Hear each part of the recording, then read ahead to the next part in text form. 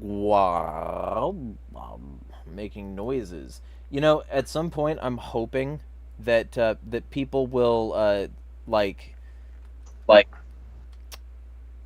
Oh, I think it's uh, fucking. like, I can is hear it working? myself in somebody's shit.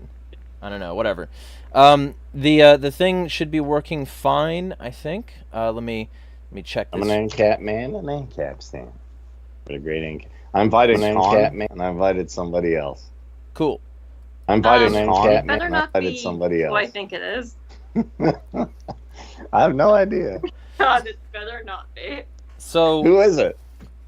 So the general vibe of today is going to be um, discussions further of the Project 2025 thing, and further like sort of delving in to certain things that we discussed last time.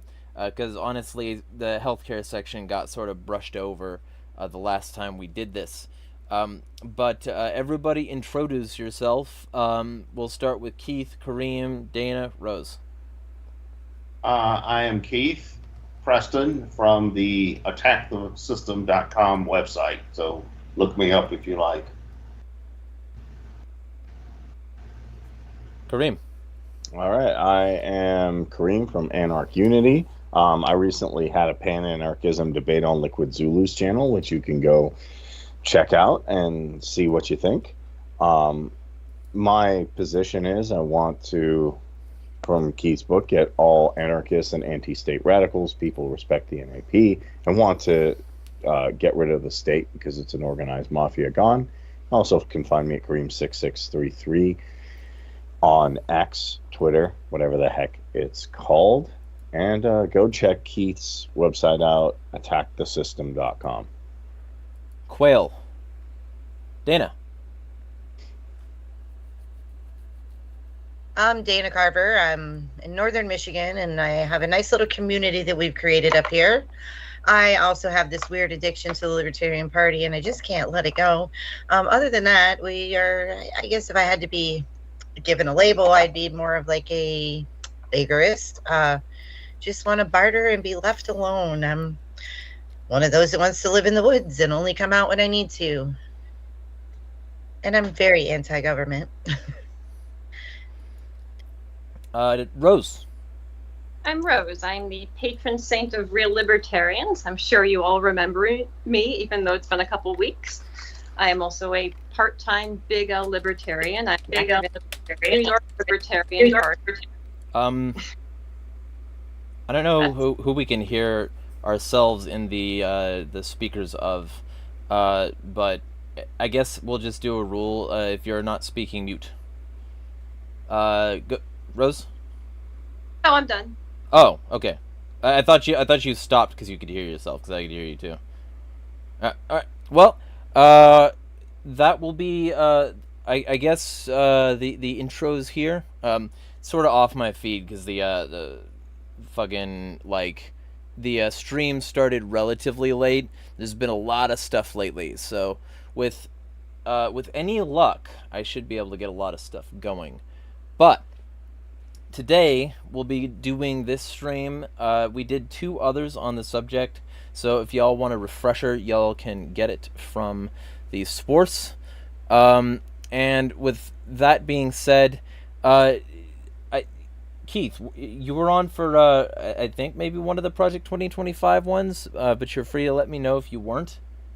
I don't think I was, no. All right. Well, we like have basically been using the wiki as like the general rubric, and we've gone down to the healthcare segment. So if that's the case that you haven't been on one of these for this one yet, feel free to let us know your general impressions of it. Of Project 2025? Yeah. Well, I haven't read the entire document. I think it's something like 1,000 pages long. So, No one has. yeah, so I'm only going by summaries I've seen and critiques of it from different sources. But from what I understand, it was put together by a group called the Heritage Foundation as sort of like a coterie of other conservative-leaning and right-wing groups. I'm very familiar with the Heritage Foundation. They've been around for probably half a century, and they've pretty much had the same positions on everything that entire time. They're they're extreme hawks in foreign policy. You know, massive military interventionists. It's clear that they have connections to the military-industrial complex, the defense contractors, the intelligence services. I mean, you have former intelligence operatives who actually work there, or I haven't followed them as closely in recent years, so I'm not 100% up on their operations, but I used to follow them a lot in the 80s and 90s and watch what they were up to. But they were always very deeply tied into the military-industrial complex and intelligence, you know, the CIA and that kind of stuff. So they've always had that kind of neoconish foreign policy view. And then on economics, they're funded by right-wing corporate plutocrats. You know, the kinds of people who basically want to have an economy that's like, you know, it's almost like feudalism, where you have, you know, they'll say, like, they'll make a big show of saying, well, they're for limited government and that kind of stuff, but that just means that they, you know, they're for limited government, like feudal aristocrats were for, you know, being able to lord it over their respective manorial systems and peasants and serfs without, say, the king getting in the way of that. You know, that's their idea of limited government. And then on cultural and social stuff, they're fairly extreme social conservatives. They're heavily connected to traditional theocratic Catholics, you know, pre-Vatican II Catholic types, and also to the fundamentalist Protestants and other similar groups. So yeah, they're extreme social reactionaries. They're very far right on economics, and they're very hawkish, you know, neoconish in foreign policy. I know I first became familiar with them in the 80s, because in those days I used to go to a lot of left-wing protests, and then you'd always have protesters there, and a lot of them were from these young Republican groups and stuff, and a lot of them were somehow connected to the Heritage Foundation. So I'd get into debates with these people, and then I'd try to figure out more about what they believe. So I'd actually, in fact, when I used to go to DC, I'd actually go to the Heritage offices and get some of their literature and stuff, and see what they actually believe. But yeah, I used to say back then that if they had their way, we'd have the foreign policy of the Third Reich and the civil liberties of the Soviet Union and the economy of Guatemala, because that's the sum total of virtually everything they're for. So needless to say, I don't have a very high opinion of them. Yeah. Well, Dana, if you're there, because your camera and mic are off right now, but if you are there, feel free to let us know what your impressions are, because I don't think you were on the other ones. Muted. No, I wasn't on the other ones, but I have read through Project 2025 a little while back, and I agree with him on the whole Heritage Foundation thing. Yeah, it's basically like what they pushed through for Reagan, and Reagan was able to implement like 70%. So the chances are they can push this through as well, and it's just more control and rule. And I mean, basically, when are they going to start the witch burnings again? Is basically how I feel with the whole thing. Mm-hmm. It'd be about like that. One moment. Something. So, Kareem, since I don't think you were on for very long in the other ones, we'll get to you and then we'll do Rose, because Rose has some stuff to say about the healthcare thing, if I understand correctly. Unless you don't. Not like specifically. Okay, all right. Well, then I'll talk about the healthcare thing, and we'll. For what I said about it last time, because it's been like a month. Okay. Well, we'll start back on that, because I'm sure I will have takes once. We start going over specific points. It'll be like Starbucks. I'll get a refresher. Kareem.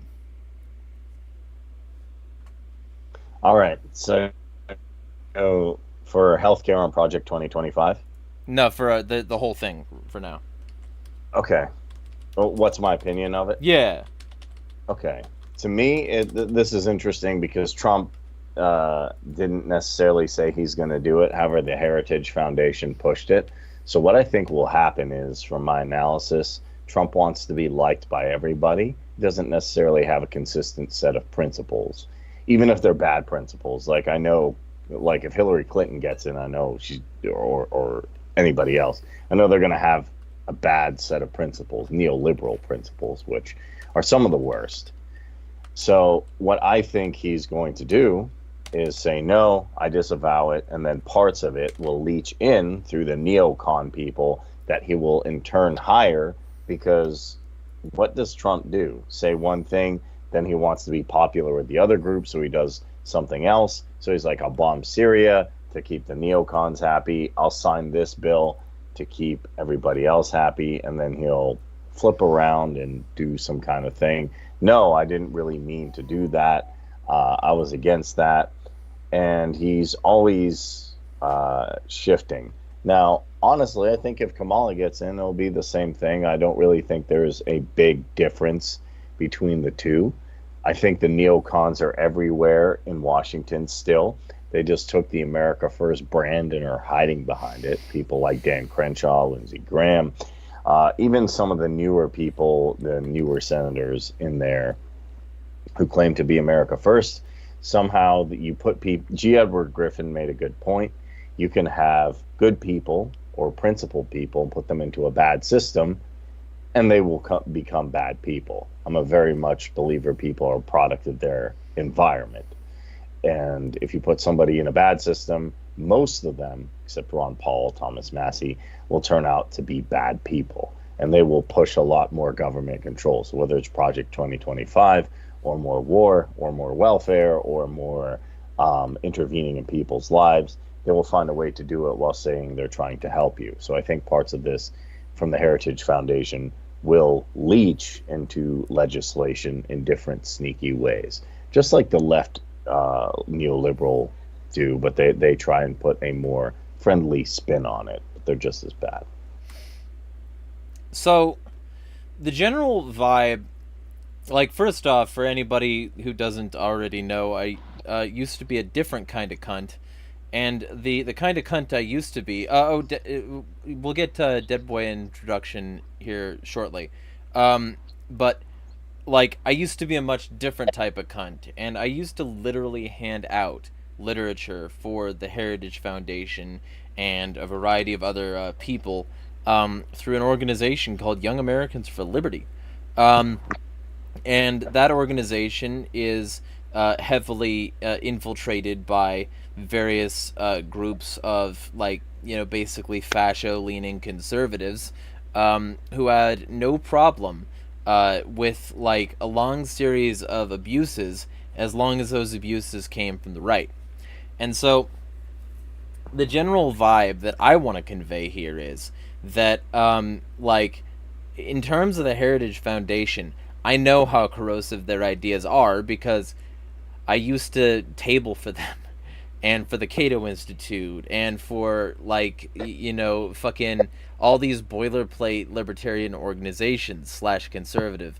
And, like, the reason these people had as much support as they do is because of, like, the funding that comes from big right-wing donors and politicians, lobbying, and their general support from the broader community is the result of their, like, direct ties to the worst kinds of statists out there.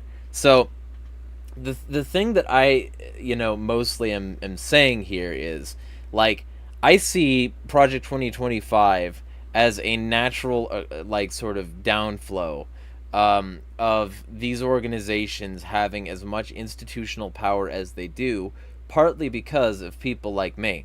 And I stopped tabling for YAL and stopped campaigning for YAL-approved politicians when I realized that these people were kind of just not on board with actual, like, full liberty, and that we were just, like, campaigning for maybe some piecemeal, like, legalization of weed in certain states, without expunging records, without making too many waves, But mostly it was just like, the poor billionaires. Will somebody think of the billionaires and tax them less?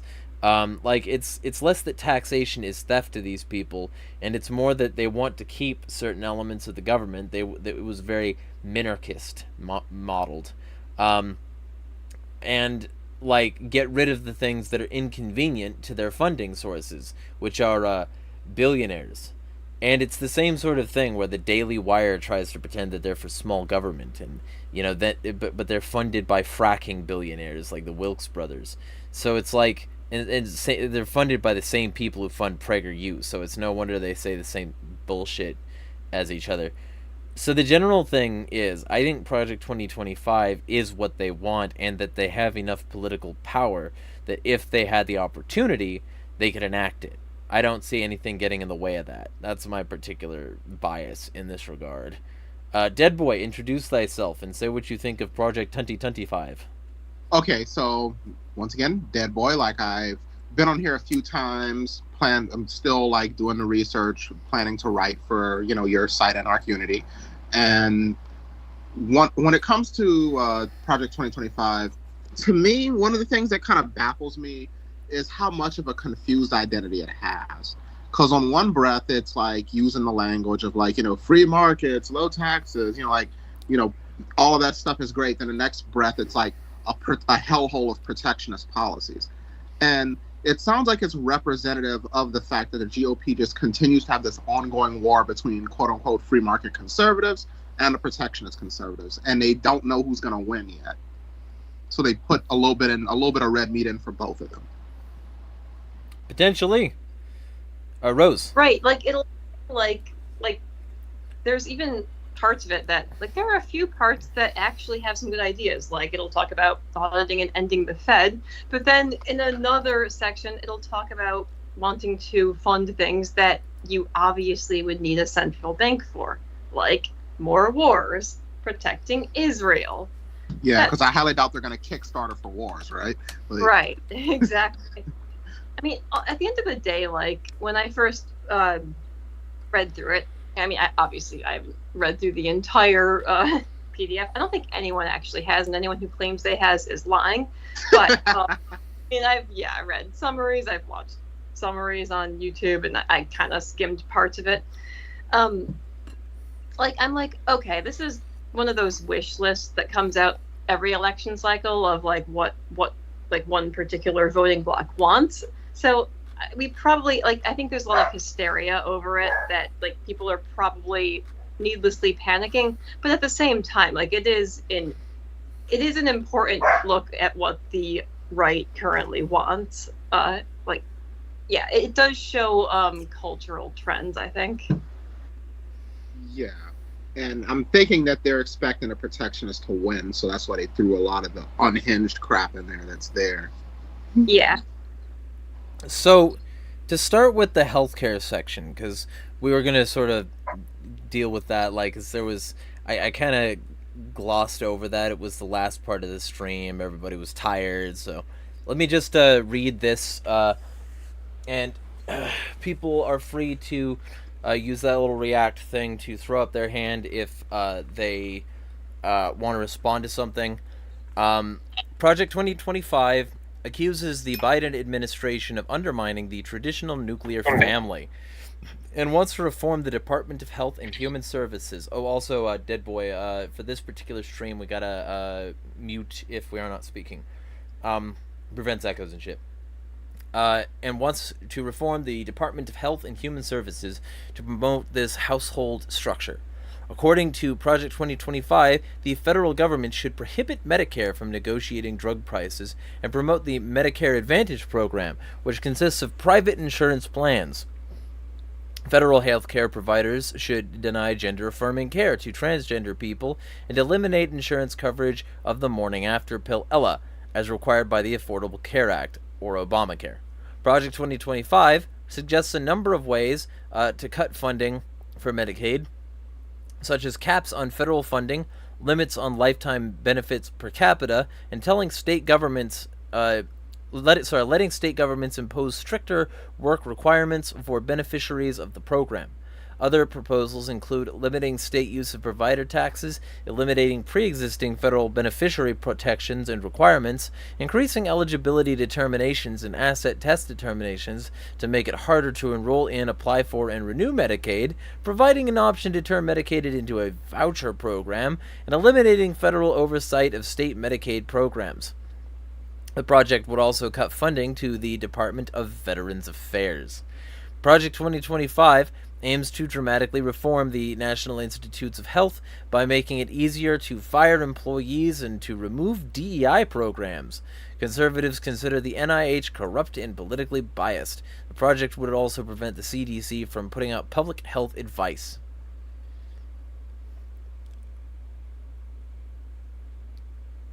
So we got Keith first, then Dead Boy. Yeah, well, I would agree with Rose that the content of this document is basically just almost like a political platform. You know, it's basically every kind of interest that is connected to the authors. You know, they threw in something for everyone, you know, just like any platform does for a party or something. It's just a wish list. It doesn't mean everybody's going to get what they want. But as far as health care, if you want to understand the Republican or conservative, conservatism, as some people call it, approach to healthcare, it's pretty much the same as their approach to most things, in the sense that, like, one of the main divisions within the American ruling class and between the different political parties is which sectors of the corporate class they're aligned with. The Democrats tend to represent the banking establishment, whereas the Republicans tend to represent the military-industrial complex. Hey, they also support the intelligence industrial complex. Yeah. Well, I mean, they've all got their hands in it in various ways, but if you want to break it down precisely, that's kind of how it works. Yeah. But then the Democrats and the interest connected to them, they tend to favor the largest corporations, the banks, and the government, and they favor a partnership or between these interests.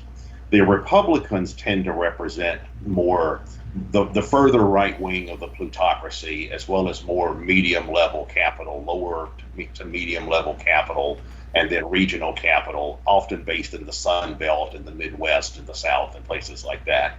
So where that relates to something like healthcare is what Democrats would ultimately be for is state-created monopolies for the very largest insurance companies, where it's basically just a guaranteed market for the biggest insurance companies that are connected to the Democratic Party. Now, the Republicans' objection to that is going to be that they're aligned with the smaller to medium-sized insurance companies. So they're going to, or healthcare organizations and all the different kinds of business interests that are associated with this. So they don't like anything that's going to be about squeezing them out of the market. So now it's not that these people are principled, free enterprise, hands-off government people. They just want, they're all for subsidies and regulations that benefit them. They just don't want any that are going to hurt them and benefit themselves. It's the same way with the environment. Like when it comes to fracking, the Republicans are pro-fracking because they represent these medium-level Sunbelt fracking companies, whereas the Democrats are aligned with the largest oil companies that want to put their smaller competitors out of business. Plus and then intertwined with that are like alternative energy companies with whom they sort of make common cause. And healthcare works the same way. So, what we're looking at is an intra-capitalist class conflict between different factions of the healthcare industry, healthcare corporations. And, it's basically just a spoils system. It's like they're all fighting over who's going to get the spoils, and they represent different kinds of interests of that type. And that, we could really look at any set of economic policies and apply the same basic analysis. It could be healthcare, it could be education.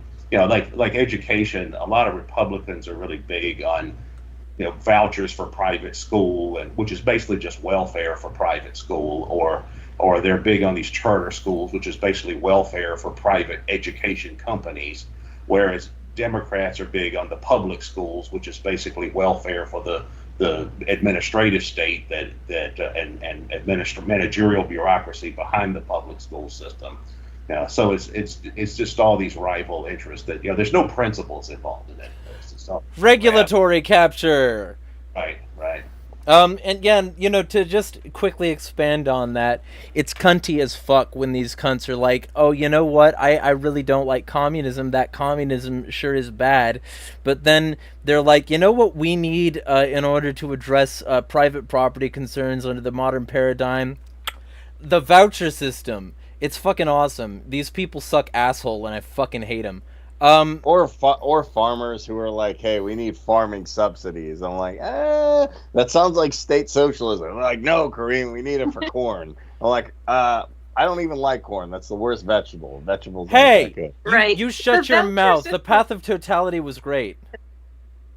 Right. The voucher system sounds like, I mean, if you had to work within the education system as it currently exists, I guess it sounded like a slightly better solution to what we have, but yeah. I mean, I think we should. It is at best a band-aid solution. So- It's just like with school choice. Yeah. Yeah. So real quick, we'll do Dead Boy, Dana, and then back to Keith. Okay, so in regards to the stuff that I just listened to, you tell us about what they want for like the healthcare stuff. It's like, okay, there was parts where I just had to laugh because I'm like, okay, free market healthcare, we love free market healthcare, proceeds to put more restrictions on healthcare. Like, not only that, none of the things that they proposed would actually fix it at all. There was no talk of ending certificate of need laws. There was no talk of disentangling AMA monopoly and suspending the patent or getting rid of the medical patents. There was no talk about expansion of telehealth. There was no talk about any of that stuff, or like getting rid of the cartelization of the health insurance industry and government, which was used to stifle mutual aid societies way back in the day, and obviously they still do now. And it's like all of those things that would actually fix healthcare, you hear none of it. Not even expansion of allowing people to have healthcare plans that cross state lines per se. Like, you don't even hear that in there. So it's like, what the hell are they trying to do here? Yeah, real quick before we kick it to Dana, just because I have very specific beef with one specific person, I'm not even going to mention her by name. She knows who she is. The general gist of an argument I recently had with a certain individual was that this chick was saying that like insulin should not be over the counter or generic because it would make it too easy for people to off themselves. These people use like the worst arguments for their fucking points.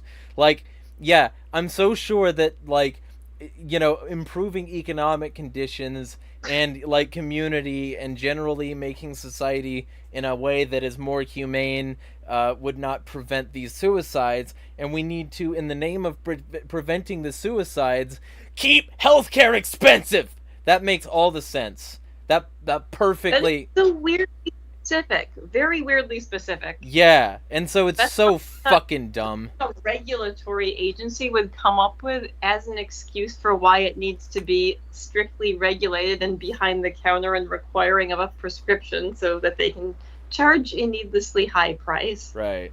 Yeah, that makes about as much sense. That makes about as much sense as saying as we should subsidize beans because the Z fighters might be real. Well, or just like fucking guns. Yeah, somebody might off themselves, so let's keep guns illegal so that the state continues to have like disproportionate amounts of violence that they could enforce, and also so that people can't defend themselves from the gangsters down the street or whatever the thing might be, the local racist militia. We'll make more guns illegal so that we can prevent the suicides that might come from this hyper-controlled society. Instead of just making a better society. It's the same kind of argument that they could make for guns, but they didn't because they're conservative and they don't give a fuck about facts. Anyway, Dana. Facts don't care about your feelings, man. Yeah, right? And this is exactly that kind of fucking Gen X is my personality boomer. Dana, so I know you know this person, so, it has, but I had to. It was right there. Yeah, I was part of that conversation, and as a person who went through that when very young, when my mom did what she did, it doesn't freaking matter. Hide it. If you want insulin, you just go find your friend who's a diabetic and steal their insulin. I mean, the market will provide in some way or another. Yeah, but with the healthcare thing, like, just a quick story. Like in 1989, my son was born. We both almost died. It was bad shit. I was in ICU for a couple days. He was in NICU for 14 days. And that only cost, and I was in the hospital for like 5 days total. In 1989, we're just talking not so long ago, that cost $16,000. Mm. And we got put on a payment plan and we paid it off, right? Nowadays, the same birth, the same thing would probably be within $100,000. I mean, this is crazy. Like, my son's going to be 35 this year, I think. I don't know, do the math, 1989. But, so that's how much it's gone up. So if you've ever seen the movie, like, a good movie to talk about here is, like, Elysium. You know, that movie where I need to see that. On Earth are, you know, they're poor and they can't afford nothing. They have to die. They just have to die. If you know, something simple, but you have to die because you can't afford the healthcare. We're kind of living that nowadays. But, and I'm an anarchist, I want government gone, but while government still exists, while this weird pricing still exists, we need a net. I live in very rural northern Michigan. People rely on the VA. They rely on Medicare, Medicaid, all of that stuff, because it's either die or take what Elysium will give you. You know what I mean? Mm-hmm. Yes. That's kind of where we are. And until we fix that, how do you say, I'm an anarchist and I won't take that government help, but my husband takes VA and I'm within the Obamacare plan. Technically, right. Medicaid. Eliminate, you know? Yeah. They've eliminated all your other options. So what else are you supposed to do? Like I'd much rather say get my unemployment insurance through a private mutual aid society, but those were regulated out of existence long ago. So if I unexpectedly get laid off or something, okay, I can either go with not be able to pay my mortgage, or I take what I've been forced to pay into already anyway. So I mean, yeah. Right, and we live in a very touristy area, so most of our stuff is service industry. And the insurance paid for by a company, or that you could pay in through a company, it's non-existent up here. Oh, There's wow. very few factories. There's very little of that stuff. And you're kind of screwed. I'm sorry. Excuse me. Actually, you're supposed to not be in those jobs your whole life. You freeloading bitch. Yeah, don't you know those were starter jobs and you were supposed to move up the corporate ladder a long time ago? This is what Rothbard meant when he talked about underclass rule. Yes, because that's exactly what we want up here up north. We want more factories and more places where you can do that sort of thing, don't you know? No, we don't actually. We love our tourists. We love them to come. We love to serve them.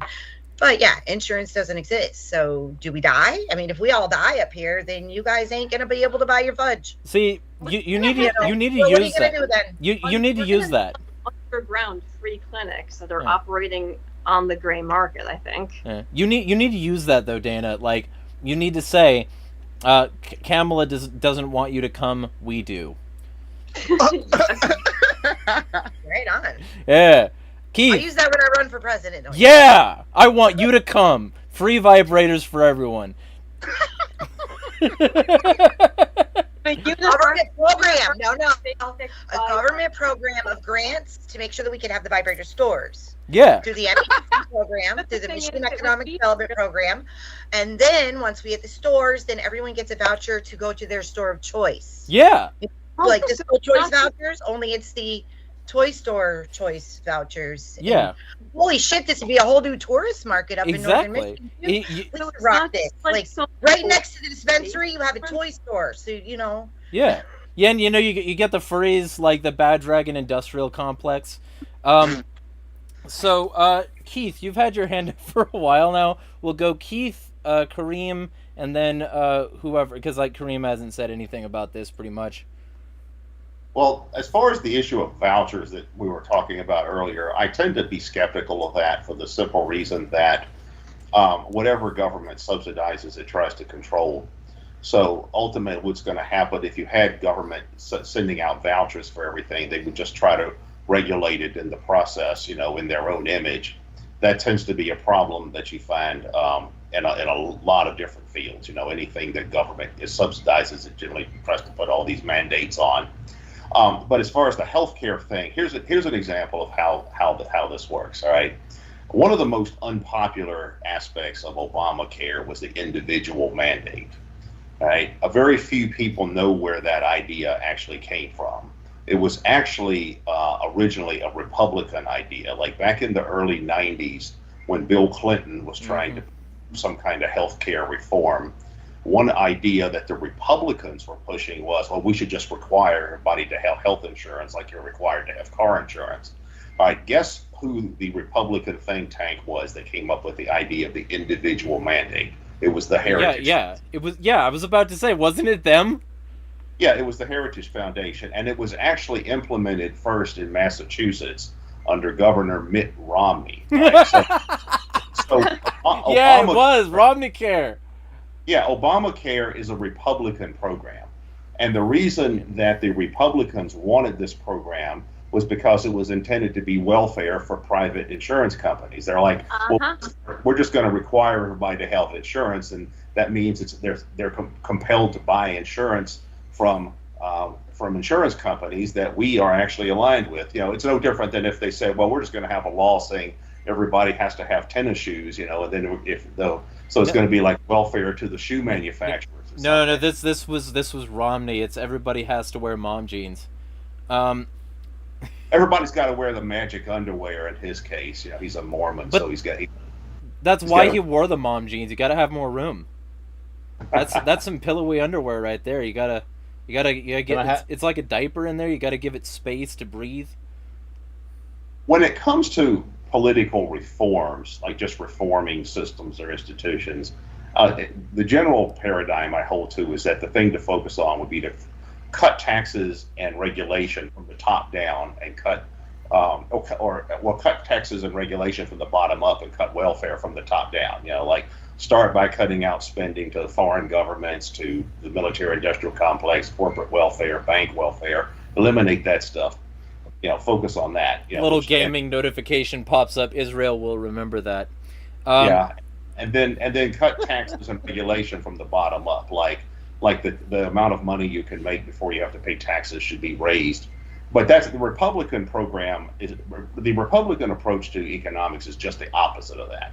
Like basically they want to do away with social welfare first, or subsidies to public schools or things that they don't like.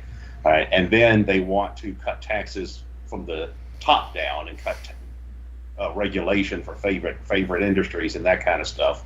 As far as the types of Republicans that are into protectionist trade legislation, that's the same way. They just want to protect favorite industries that are Republican connected. Like even Ronald Reagan's supposed to be, big Mr. Free Market. He was really big on protectionism for the American auto industry, because back then they were facing heavy competition from the Japanese auto manufacturers. So that's what all that's about, and that's what Trump's protectionism is about. He represents a lot of business interests.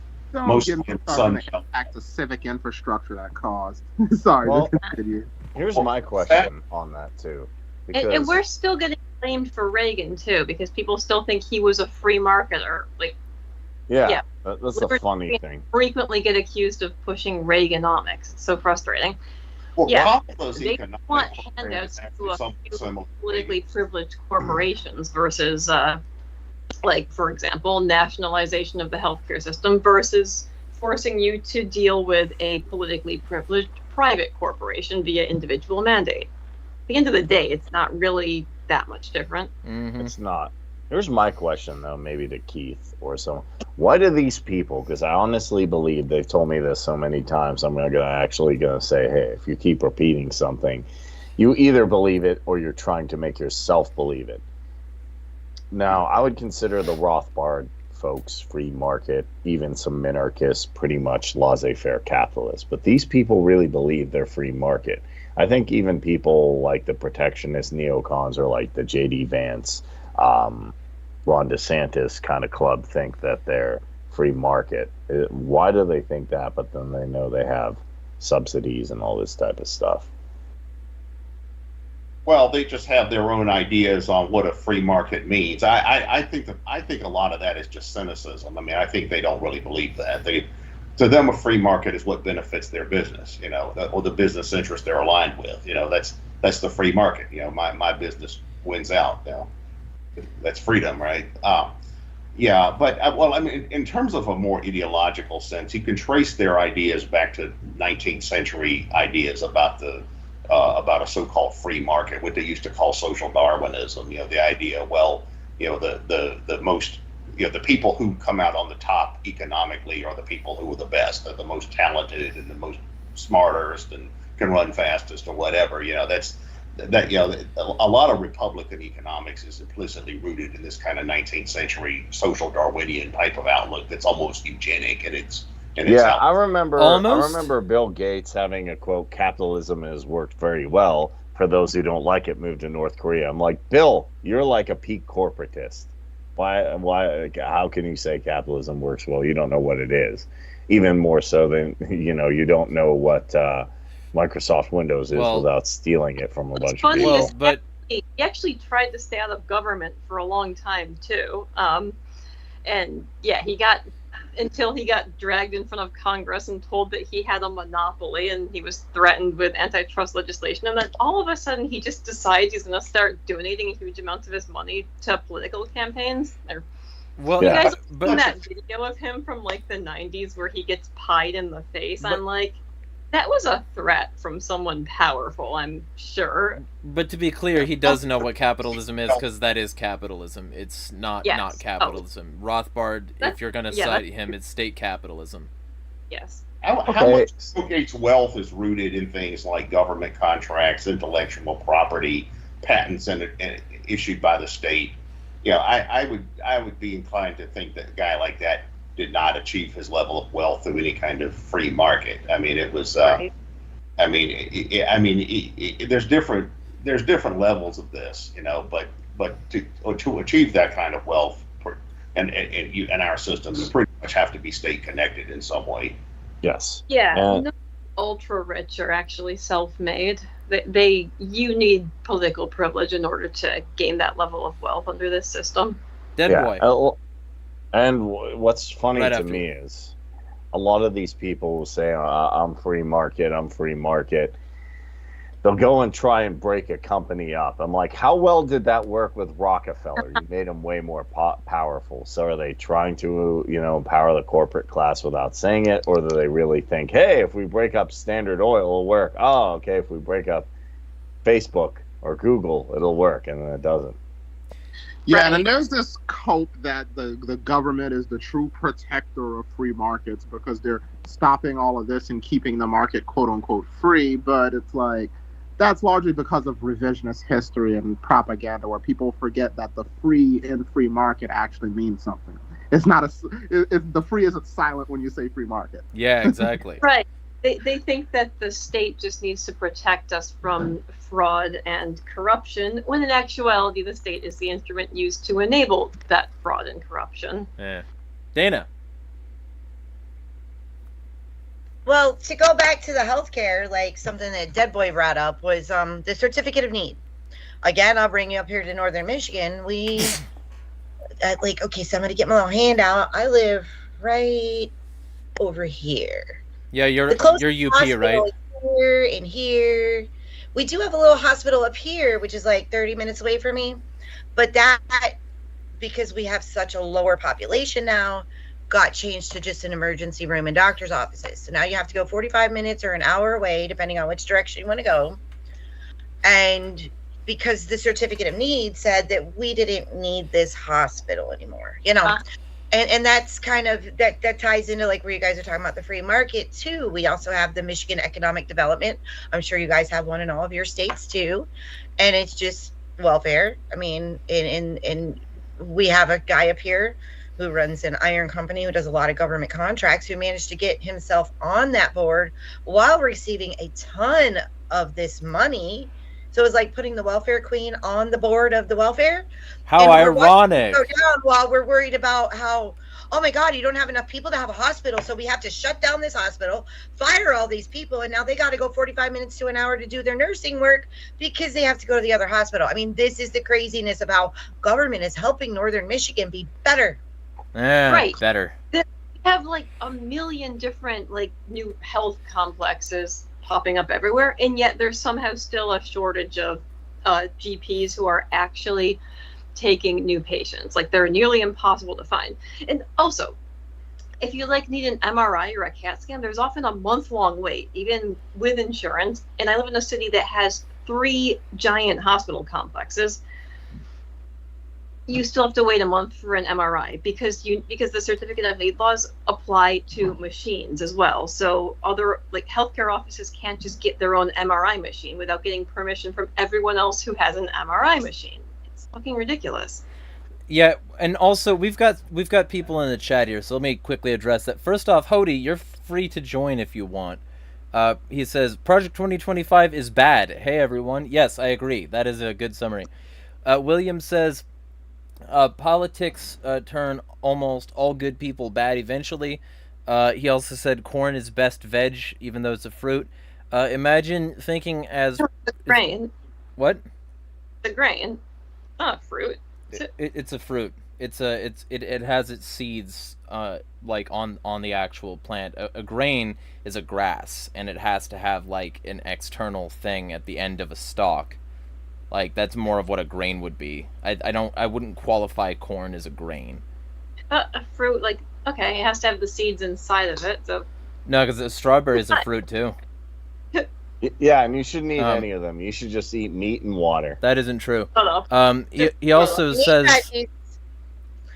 He also says, imagine thinking SA prevention excuses letting people die because they can't afford their meds. Yeah! And I think you meant suicide prevention, not sexual assault prevention, but yes. I mean, basically similar. Jack Curtis says, of course not saying that those two are similar, but like similar, like, absurdity if you used either as a justification. Jack Curtis. Could you use insulin to prevent a sexual assault if you like quickly like stab someone? Yeah, right. With insulin, you're though? gonna go night night. You ain't gonna use your penis again. Yep. Jack Curtis says, longtime follower, Boog guy, says accelerationism for the win. We are closer to collapse than redemption. He also says sometimes reasonable men must do unreasonable things. As long as currency is centralized, a free market is not possible. He also says, I'm in West Michigan, north of Grand Rapids, south of Cadillac. So we got another Michigander in the chat. Shadowstar says, pretty much to something that I don't remember what was said then. So you're free to let me know what that was about. Money is so entrenched into politics, it's nearly impossible to get anything changed. Something like 80% of things pass against the people's will. Accurate. Very true pilled. There is an irony that if politicians would simply listen to what constituents want and need, they wouldn't need to raise endless money. Yes. Yeah, I mean, and like the whole idea of like just having a responsive government to begin with is just so alien to like anybody, because it's never going to be a thing. But if it was, it would look nothing like this. So, accurate. Very true pilled chat right now. And y'all are free to listen to that belch on repeat. Dead Boy. Yo, what's up? You had your hand, so. Oh, sorry. Yeah, I forgot to take it down. But yeah, I'll probably have more to say as well later on. But, yeah, we'll be moving into immigration shortly. If everybody has anything else to say about healthcare, they're free to, raise their suspicions. I mean, I could rant about healthcare for probably 3 hours, but probably wouldn't be that productive. I think we all pretty much are in agreement that the healthcare system as it currently exists is evil. We may agree over exactly how to fix it, but you like my Bernie Sanders impression? Is it good? Yes. Yeah. Well, Project 2025 does not seem to want to make health better. Ask for no, it doesn't. Or in a Bernie Sanders accent more frequently. Patreon and Ko-fi link in the description. I am once again asking for your financial support. Healthcare or something. Give me money. So, with that being said, we'll move into immigration. Berge. Let me pull this back up. I added another window. Immigration reforms. The mandate for leadership, which is what this fucking is. For people who don't like the LGBT, they're always talking about mandates. Suggests abolishing the Department of Homeland Security and replacing it with an immigration agency that incorporates Customs and Border Protection, the TSA, Immigrations and Customs Enforcement, the U.S. Citizenship and Immigration Services, and elements of the Departments of Health and Human Services and DOJ. Other tasks could be privatized. That's ghoulish. The admission of refugees would be curtailed, and processing fees for asylum seekers would increase, something the project deems, quote, an opportunity for a significant influx of money. Immigrants who wish to have their application fast-tracked would have to pay even more. In April 2024, Heritage said that Project 2025 policy includes, quote, arresting, detaining, and removing immigration violators anywhere in the United States. Stephen Miller, a key architect of immigration policy during the Trump presidency, is a major figure in Project 2025 and under consideration for a senior role in a second Trump administration. In November 23, Miller told 2025 participant Charlie Kirk that the operation would rival the scale and complexity of, quote, building the Panama Canal. He said it would include deputizing the National Guard in red states as immigration enforcement officers under Trump's command. These forces would then be deployed in blue states. Miller was considering deputizing local police and sheriffs for the undertaking, as well as agents of the Bureau of Alcohol, Tobacco, Firearms, and Explosives. Fuck the ATF. Shout out to BTY. Drug Enforcement Administration. He said these forces would, quote, go around the country, arresting illegal immigrants in large-scale raids, who would then be taken to large-scale staging grounds near the border and likely in Texas, to be held in internment camps before deportation. Trump has also spoken of rounding up homeless people in blue cities and detaining them in camps. Funding for the border wall with Mexico would increase. 2025 encourages the president to withhold federal disaster relief funds granted by the FEMA should state or local governments refuse to abide by federal immigration laws by, for example, not sharing information with law enforcement. So, he wants fucking concentration camps! And he wants to withhold funds for emergencies if your state does not comply. Oh, it's evil. Sorry, go. We'll go to Dead Boy first, and then people can raise their hands in fucking sequence. I just had to say that because this is fucking Hitler shit. Like, holy FDR, Batman. Like, this sounds like the shit FDR did whenever he was punishing the Japanese Americans for what the Japanese government did, whenever he was putting them in internment camps unless they joined the military. Or when Woodrow Wilson was doing the same during World War I when he was locking up German immigrants into internment camps himself. And it's literally that. And the problem with this, one of the most unfortunate political brain drains that has happened in mainstream politics is the hoopla over immigration. Because one of them is either screaming, we don't need any more people, or the other one's saying diversity is a strength or whatever, which, I mean, like, without context, it's a true statement. But this whole problem would not exist were it not for the fact that the government, the way they do it, where they say we have these requirements, and then they undermine their own requirements because they want to hire these people under the table and pay them pennies. Because, I mean, how are you going to demand someone enforce minimum wage laws if, they're not supposed to, quote unquote, not supposed to be here in the first place, right? So that is the problem. And on top of that, I'll apply Bossier's concept of the seen and the unseen when it comes to this. Like, to my understanding, there was a time during World War II whenever they were trying to, purge the Jews from the country. Who knows how many lives would have saved if FDR would have left them in the country at the time, if we had a more inclusive immigration policy.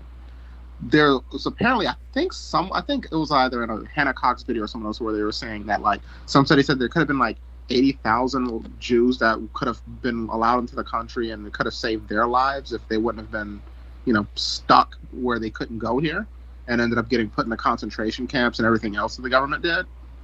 So it's like, it's one thing, and then on top of that, one of the things that just kind of I guess bugs me about it too is that a lot of it hangs on the protectionist lie that if the immigrants come here or whatever too easily, then they're gonna take the jobs away, as if there's only a finite amount of jobs that can exist, which can only be true because of state intervention. which then points out who the real culprit of the issue is. It's not the immigrants, it's the government policy on literally everything, especially on the cost of operation for running a business. Because it's like, how do we talk about founding fathers' values, but then forget there was a very easy immigration process during that time? And those people, they came here sometimes with just $1 and a dream. They started their own enterprise, and then, you know, they made something of themselves. How is that possible if we're going to start talking about restricting immigration? Never mind that was something that labor unions started. Like, you know, Democrat-ran labor unions started during the FDR era. So it wasn't really built in anything but pseudoscience and hysteria. And it just seems like this is just taking advantage of it and just giving more people, it's a jobs program for people, for these people here, who just want to use force on people, and well, they can't make it as cops, so they'll be border agents. So if nobody's going next, like, okay, I'll say this and then I'll quickly pass it to you. So we got one problem I really, really want to emphasize that I constantly talk about is that if these people actually gave a fucking shit about changing anything involving the immigration policy that would actually improve people's freedom condition, they would remove the 100-mile Constitution-free border zone. Would they fucking do that if they wanted to do this shit? No, they would keep it, because without it, their job of running these concentration camps would be so much harder. So they're not going to get rid of something that is actively bad for everybody's freedom. They're going to keep that and make people's freedom worse. Make it easier for people to be locked up in these situations, and make it like harder for people to say no to those people, because if something terrible happens in our state, we need that FEMA funding. So it's fucking evil. It's psychotic. Dana, You're talking about the border zones? yeah, 100. It's a 100-mile strip that's on the outside of the country. Yeah, most people don't even know about this, and they don't realize how many people actually fall into it. Like, technically, I'm in one of those because I'm in less than 100 miles from the Canadian border. Like, I'm technically in one of the Constitution-free zones. I'm pretty sure Spokane counts too, and I know where I was in Cali did. Dana. Yeah, I too fall in one of those constitution-free zones. And I did most of my life because I grew up in Texas. Right. But either way, I'm like a no borders kind of person. Same. You know, I'm totally all in that camp. But like, it sounded like a whole lot of freaking law enforcement, like a whole lot of cops. So like, papers, please, you know, and you have to figure, you know, we talked about my founding fathers. The magical parchments don't even give them this power that they say they have. They're allowed to talk about naturalization, not immigration. But yet they have this, and all these millions of people you've named off, like, I don't know, 6-7 agents, plus possibly my own county sheriff could do it. And then you have to prove that you're a citizen to move about, don't you know? But anyway, but we didn't. The immigration thing has always been part of our country, as we've all said. It's how we have all of our people. There's plenty of space, plenty of jobs that the government gets out of the way, like everybody else has already said.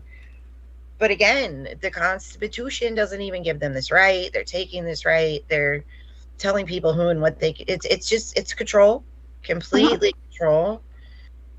Yeah, and like the other half of that is, this fucking gets my cock hard with anger. Because, like, these motherfuckers, these little weasel worms that are currently supporting anything like this, and the Trumpoids, these are the same weaselly little pieces of shit that were, like, Alex Jonesing about the National Guard being mobilized and a standing army and martial law, and they're calling for that now because of brown people. Do they not realize this will be used against them? Like, these people don't ever think 5 to 10 years ahead, let alone 20 or 30. Well, Just their like these are hero. the same morons that were cheering for the war on terror, as long as it was being directed only at scary foreign brown people. Mm-hmm. When Well, we were warning them at the time, this will be turned inward and used against you. They didn't fucking listen. And now what's happening? Now it's being turned on U.S. citizens. Surprise, surprise. And the hero, Ron Paul, that everyone always speaks about, what did he say about the border wall? Walls can be used to keep They us will in. be used to keep us in. Yes. Yeah. If we militarize border patrol, they will be used against us because that is how government programs work. But more than that, Yeah. I mean, as So, like, was- Yeah, if I needed to head north like 15 minutes and like get on a boat and flee to Canada, I mean, am I going to be shot in the water on my way there? Because we got 8 different agencies here. I'm And I looking mean- better when we could at least travel freely between the U.S. and Canada. It's nice. And isn't that how Stalin kept the Ukrainians in during the Holodomor? Amen. Yeah, But people were barred from leaving villages in search of food. But it's only bad when people with the red aesthetic wait. So the general. So anybody else got to say anything else on the aggression? I'll put some Good. stuff down. Yeah. See, you're a brown, so you can give us the brown perspective. Let See- me look down. Yeah, All see, right, if you're I don't looking if good. I don't sound like a little racist, then how German am I in a given stream? Yeah, I mean, hey, I gotta find am I Indian or am I what else? But Well, how are we talking? Because I'm like 75%, so Yeah, okay. I need to make racist comments apparently. yeah, you Yeah. gotta- must fulfill your quota. Yeah, but so my thing is this: I actually didn't really have a position, and then a lot of people said, like Dave Smith, oh well, from the Austrian side, you can't have an open border and a giant welfare state, and I started to think, well, oh okay, yeah, that makes sense, and then I took the Hoppe position, then I slowly went away and said, wait, actually, here's the issue. It's not the border, it's subsidizing immigration. That's not the problem. So, I actually said, hey, I don't think open borders is your issue. I think it's that foreign policy, plus the drug war, plus all these bad government policies are creating this, by Smedley Butler talking about this, one thing.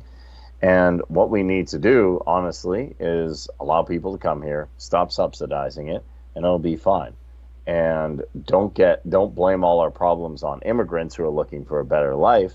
If you're mad about the situation that's happening, why does nobody blame their leaders in the EU? Why does nobody blame the leaders here or the military-industrial complex or the other complexes, like the drug cartels being a huge issue? Could be solved by ending the drug war, but nobody wants to do that because obviously there's a lot of money to be made in just incarcerating people. So I think if we fix that, in addition to school choice, sound money, I'd be completely fine with that. It sounds like you're advocating the Ellis. Sounds like you're advocating the Ellis Island model of immigration, and that makes you a race communist. Woo! So yeah, and that's one of the things. Like, stop putting money into fucking other places up. Stop putting money into your globalist cuck farms where you create like puppet governments, where those puppet governments destabilize their regions and then force them onto your neoliberal agenda. Stop doing the drug war and enabling all these fucking fascist gangs. Stop like playing foreign adventurism and bombing the fuck out of people. Stop doing all this shit and like having AFRICOM and the war in the Middle East and all this other shit. And maybe you'll have less of an immigrant flow, you fucking fascists. Dude, Yeah, Yeah, man, it's almost that- as bad I'll as add one getting more- mad I'll about add one more thing. deforesting and then getting mad when you see bears in the street. It's almost analogous to Yeah. it. What were we I'll gonna add say? We'll do Dana, then Corinne, then Keith. I mean, let's not even talk about what we're doing everywhere else, right? We're talking about this one border, this one little border, right? What have we done down there? Between bananas and sugarcane and cocaine and all the things. We have Texaco. destroyed South America and Mexico with our crap. Huh. We fueled all of this mess. Like, we need lidocaine, we need novocaine, so we need to keep the cocaine good, right? So we have to get it here, and then we have to turn it into crack and sell it to the little folk in Compton. I mean, all the shit that our government did down there in that zone. Like, not even everywhere else we're bombing and invading and all the mess.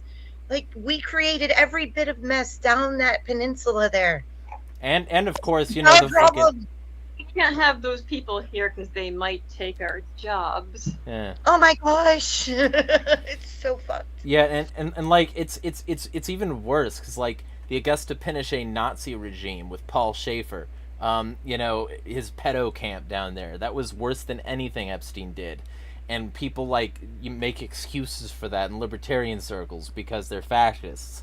And, like, the people, you know, in fucking Argentina right now are supposed to be celebrating fucking Javier Milei. And no, he's a piece of shit installing an AI facial recognition superstate to Minority Report people. And he wants to embrace the American dollar. Yeah, and he gave Ukraine weapons, and he's funding Israel and saying he supports every decision they've made. But we're supposed to, because he's a Western-backed cunt, and we're supposed to support the Western-backed cunts because they're the West, and the West is the best in Western civilization, and he's, like, fine with the whites and hates the commies, allegedly, so he's on our team. Yeah. Fuck this mentality. Holy shit. Right, and we want to talk about the brown people taking our jobs. When I lived down south, my dad he was a foreman for Marriott, so lots of Hispanic folk worked on the job site. They always fed you. You didn't even have to bring a lunch when you went to work because, like, they fed you. They always. When I worked in restaurants, they were always our busboys or our dishwashers or whatever. They're hardworking and loving and cared about you, and you got sick, they brought you food at home. I mean, it's crazy how these are wonderful folk, and everybody's like, oh my god. Yeah, no, they're not going to take your jobs. They're going to be part of your community and love the hell out of you. And if they didn't want these people to, like, be in this position to only take those jobs, they would give them more advancement opportunities. But they instead keep them ghettoized, and keep them ghettoized with things like, and this is going to be something for the, like, as if I understand correctly, you live in an urban environment, Dead Boy. So, like, if yeah, I live in Baton Rouge. Yeah. So, like, you understand fully how that redlining shit works, and you're always on that because, like, as a black man living in an urban environment, you know how that fucking works, and so you know that they have redlined the shit out of minorities. Yes, ever since urban renewal in the '60s, absolutely. And so, like, they keep these people there, and then they complain that they're taking the jobs. Well, if more white people wanted to do those jobs, I'm pretty sure they wouldn't keep the brown people being the ones doing them. And then they blame them for it. It's fucking ghoulish. You know, it kind of, like, cracked me up because it took me back to a debate that, like, back when Politicon was still a thing, there was a debate that Ann Coulter and Anna Kasparian had. And Ann was trying to make the argument that, like, having so much immigration would hurt the black communities because for some reason she thought a good example to bring up was the lower class black guy trying to get a job at McDonald's not being able to get it because even though they don't speak Spanish or whatever. Now, I don't know if Anna had the best argument for this because she said then if that's the case, then the black will need to pick themselves up by the bootstraps, which wasn't the best answer, but I can remember her appealing to that type of argument. They're like, well, this just hurts the lower class folks more than it hurts upper class white people having this immigration. But it's like, why is that? Is the part they're not talking about. Yeah. Keith. Yeah.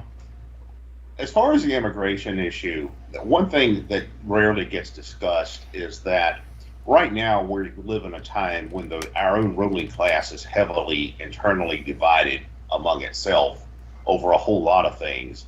And immigration is one of those things. And you have to look at the question of, well, what ruling class interests benefit from immigration and which ones view immigration as a threat to their own interests. As far as the sectors of the ruling class that view immigration as a threat, there's a number of those.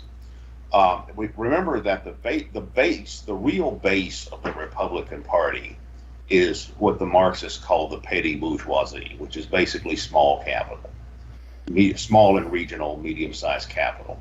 And a lot of those interests are very anti-immigration for a range of reasons. Number one, they don't like competition from immigrant businesses, from small immigrant businesses. They don't like members of their class hiring immigrants, say, under the table and not paying minimum wage or not having to pay payroll taxes. They look at it like that's cheating. They don't like the fact these sectors of the capitalist class tend to be very anti-taxes, or at least taxes on themselves, and they view themselves as paying taxes to pay for social services and at schools and things that they don't want to fund anyway, but particularly not for migrants. So you have this range of petty bourgeois elements that are very anti-immigration for these reasons. Now you also have a lot of right-wing plutocratic interests that have a lot of holdings in Latin America, in Mexico and in Central and South America, like in agribusiness and textiles and that kind of stuff. You know, this is the traditional capitalist class. This is not the digital capitalist class. And one reason why they oppose immigration from Latin America to the United States is that they want to maintain a large labor pool in Latin America to keep wages low in those countries. Right. They basically want to have a HELOC class in those countries where they pay factory workers and agricultural workers, you know, what to us would be like, you know, a few pennies a day or something. Yeah, so in other words, they look at it like their slaves are escaping the plantations in Latin America, you know, in Central and South America, and coming to the United States, and they don't like that. That's another issue. There are still some other capitalist interests that benefit from government subsidies and contracts for the purpose of immigration enforcement. For instance, there are some people on the left that will talk about the private prisons. You get people that you get these business interests that get government contracts to build and operate private prisons. But that's also true of immigration enforcement. You have a lot of private interests for whom immigration enforcement is a business, and then their customer is the government. So they get government contracts to build detention centers and you know, build the wall and build internment camps. Right, exactly. So you have a wide range of capitalist interests for whom immigration enforcement is a business, or they view immigrant businesses as an enemy they don't want, or they have business holdings in places that immigrants are coming from. They want to keep them there. It's a cheap labor force, and there's other stuff too. But that's why you have this more right-wing sector of the ruling class being so adamantly anti-immigration nowadays. It's the same reason why a lot of them are such Sinophobes. They're so anti-Chinese. They just don't want competition from Chinese businesses for their own businesses. It's the same thing that drove the Chinese Exclusion Act back in the 19th century. Well, and it's even less than xenophobia, because like they don't even give a shit. They're just using it as a linchpin issue to scare their voter base so that they jack off more into the voting booth, and like maybe a few specks of their jism hits the voting sheet right. Like that's all it is. Well, on the ground level, like the real base of the Republican Party is the petty bourgeoisie, but then on the ground level, you've got their foot shock soldiers. troops, yeah, and they tend to be this part of this American know-nothing tradition that goes back to the early 19th century. This like hyper-nativist Protestant type of viewpoint that views America as the promised land and everywhere else is suspect. Like if for those listeners who don't know what the know-nothings are, just Google that. The know-nothings. That was a real movement back in the early 19th century, and a lot of our anti-immigration fanatics today are modern descendants of that. So on the ground level, you have a lot of this kind of xenophobic nativism, but then there's also a wide range of economic interests that are attached to this as well. Yeah, for sure. Anybody else got? Oh, go. What I was going to say is, here's what's funny about some of the anti-China sentiment is that when it comes to immigration, a lot of times the same people who are anti-immigration, when they want to virtue signal about how much they hate China, they go, why don't we let Hong Kong immigrants in? But it's like, yeah, but then it's clear y'all aren't principled in that position. This is more of a fuck China thing than it is a we actually want them here thing. Mm-hmm. Oh yeah, I saw that with people advocating for letting Ukrainian immigrants in too. I mean, yeah, a lot of it was just right-wing men who liked the idea of a Ukrainian waifu, but of course. Yeah. I was gonna. We'll do Kareem and then we'll do Dana. I was going to touch on the anti-immigration thing as a whole, because I'm starting to see a lot of people who are paid actors to kind of say, oh my God, immigration is bad. One I can really think of is actually not in America, but in the UK, and is, as far as I'm concerned, he's just a stooge, is Tommy Robinson. Fuck that punk. And I saw him getting destroyed by a guy I don't even like, and I'm like, you know what? How do I even interpret this? Because I don't like Milo Yiannopoulos. I think he's a grifter. But he actually and a said, Fed snitch kind of guy. He's got that hard drive, and he's a fucking pedo supporter, and he's a... Go ahead. Yeah, I don't have good things to say about Milo.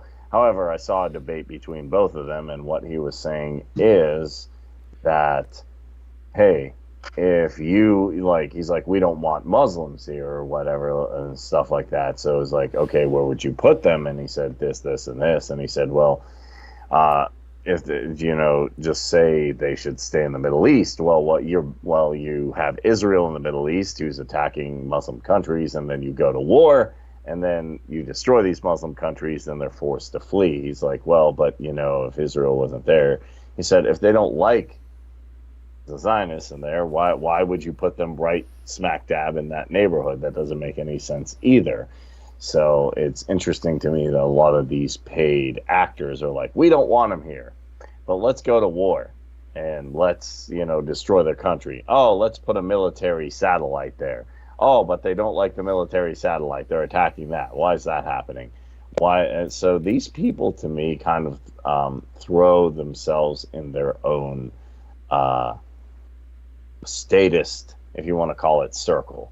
And you could apply the same to the United States during the Fruit War, where Smedley Butler was being a gangster for capitalism, as he called it, although I'd say it's corporatism, not capitalism. It's capitalism.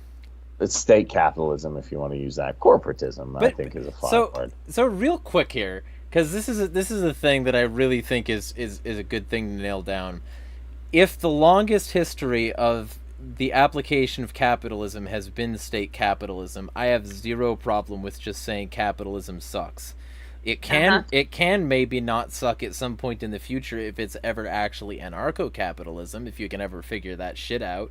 But we can. But we got Zulu. No, but fuck Zulu. Though, no point in making an anarcho version. Just say free markets. Yeah. And also corporatism. I'll say is a fair. different thing. People who say corporatism are usually misusing the term anyway. Yes. And so, because I believe Mussolini coined the term, right? He did. He did. He said it's a merger of state and corporate power. So anyway, say that. So I don't think he said that. Yeah, I think that's a misappropriation.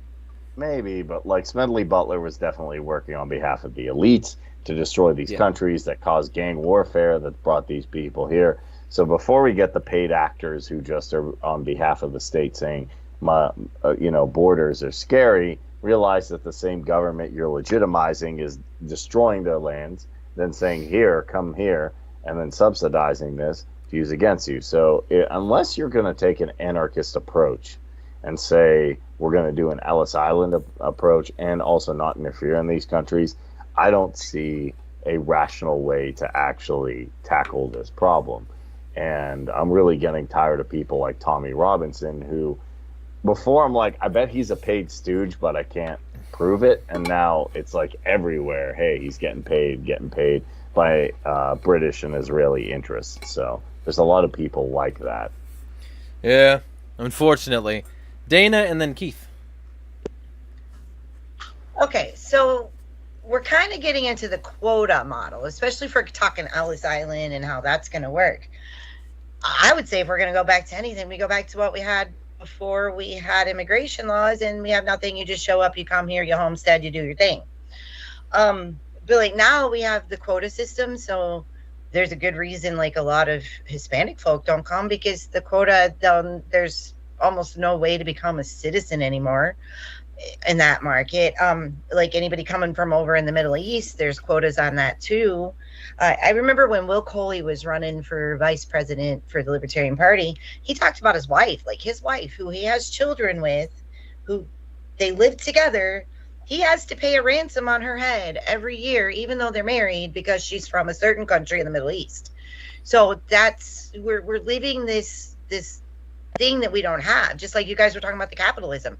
With Rose, we have craziness, free market. That's agorism. Do your thing. Have your own system. What we have now and what we've always had has been a mess. We've always hated immigrants during different times. We hated the Asian immigrants that came over and helped with the railroads. We hated the mix. We hated the Dagos. We hated all of them. Not we, but we as a people, for some reason, we hated the people that were here when we got here. I mean, it's just hate. Lots of hate. Well, because you need a scapegoat. Uh-huh. You need a scapegoat. That's all. Like, you need somebody to point at, saying this is the source of problem X, Y, and Z. Yes. So that you can maintain. Yeah. Always gonna some kind Trans of people are that right now. Yeah. Yes, we can analyze this however we're going to analyze it, but it takes each and every one of us to teach each and every one of us how to fix it, how to get around it, how to love people, and everything the government teaches is hate and hate and hate, and they need us hating each other, because when we hate each other, we cannot stand up. And no matter how much philosophy we talk or how much this we talk, no, it's all about just getting your people in line and saying, hey, love, be free. And I'm sounding like a hippie here, but I mean, that's kind of what we got. Keith. No, I need to vote for the right person, because they're gonna oppress you so that you can't oppress me with your favorite person. Yeah, Clearly. right? Yeah, because I mean, one of my favorites up here, we've been getting these commercials against Kamala Harris, all about the brown people from across the border that she let out of prison as a DA, blah, blah, blah, that killed folk or did things to folk. Well, guess what? Prison, so there's white folk that live here every day that do the same thing. Are we going to like have precogs floating around in fluid and like get a little ball out and send them down to Mexico? Like we just going to deport everybody that might harm someone south of the border? Because that's a great plan. We should work on that. Oh, what were you saying, Rose? Oh, no, nothing. Keith. Yeah, since somebody raised the issue of Tommy Robinson, yeah, it's pretty clear that he is connected to British intelligence. I've actually discussed him with British anarchists before, and there's a general consensus that he's somehow intelligence connected. It seems to be more indirect, but there seem to be other far-right groups and interests behind him that are intelligence connected. But the purpose of somebody like Tommy Robinson and the English Defense League is that's what's called a counter gang, which is basically the idea of like you have something that's created by the intelligence services to basically create chaos or create a controlled opposition or disrupt something else that they think is a greater threat through creating provocateurs and things like that.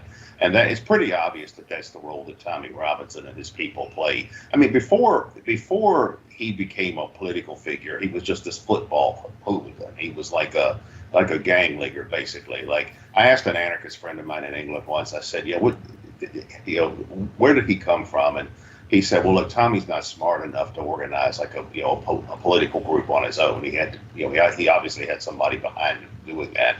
But if you look at all the trouble with the law Tommy Robinson keeps getting into, he keeps getting off fairly easily, because particularly for Britain, because Britain tends to throw the book at people that are accused of hate crime and things like that in comparison to what they've often done to Tommy Robinson. So it's clear that somebody behind him is manipulating that situation. We have groups like that in the United States, like the Proud Boys are a good example. The Proud Boys were basically a Fed operation. Like this guy that was the leader of the Proud Boys, the Cuban guy, I forget, Enrique something. Enrique Iglesias, yeah. Oh no, it's Enrique Tarrico, yeah, Tarrico was his name. Yeah, like he was known to be an FBI informant. Right now, it's true he got charged with sedition and put away for 15 years or whatever it is. But that's what they do. They'll cultivate these characters as for counter gang purposes, and then when they're no longer useful, they'll just hang them out to dry and say, "Hey, what are you talking about? We had nothing to do with that. He did that on his own. That's why we put him in jail for 15 years." They'll do the same to Tommy Robinson when they decide he's no longer useful. So that's what's happening with all that. That's a counter gang operation. Do you think Tommy Robinson actually believes anything he's saying, or do you think he's just getting checks from Israel and Great Britain and saying, okay, yeah, because there's a lot of people in media, I know for a fact, I've known these people too, they'll say what, you give them a script, like, okay, fine, like, you can even accuse me of that myself, like, sometimes I promote a crypto project, or I've done reviews on products I'm not super crazy about, like, I put together an electric lawnmower, not the most fun thing in the world, but okay, I'll say something good about it. Do you think he's just saying this because someone's paying him to do it, or do you really think he believes any of this? Well, I think that he probably has the same kind of opinions you often find among English football hooligans. I mean, a lot of those people are racist or, an anti-immigrant. I mean, we saw a lot of evidence of that lately. But he was apparently some kind of, basically just a gang leader.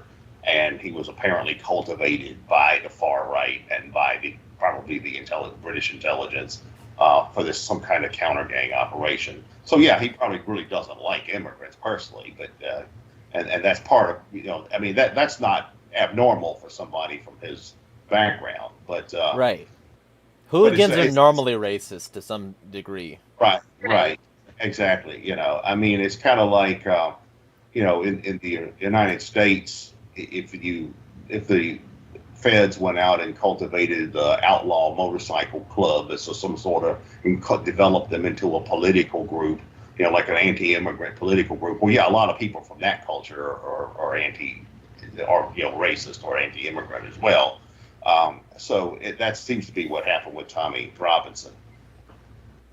Right. Usually they find, like, if someone's going to be a Fed asset, they find someone who already kind of leans in a particular direction. Like, they're usually someone who already has violent impulses and has a particular belief system, and then they groom them even further towards that idea, as well as also give them the desire and means to commit something violent.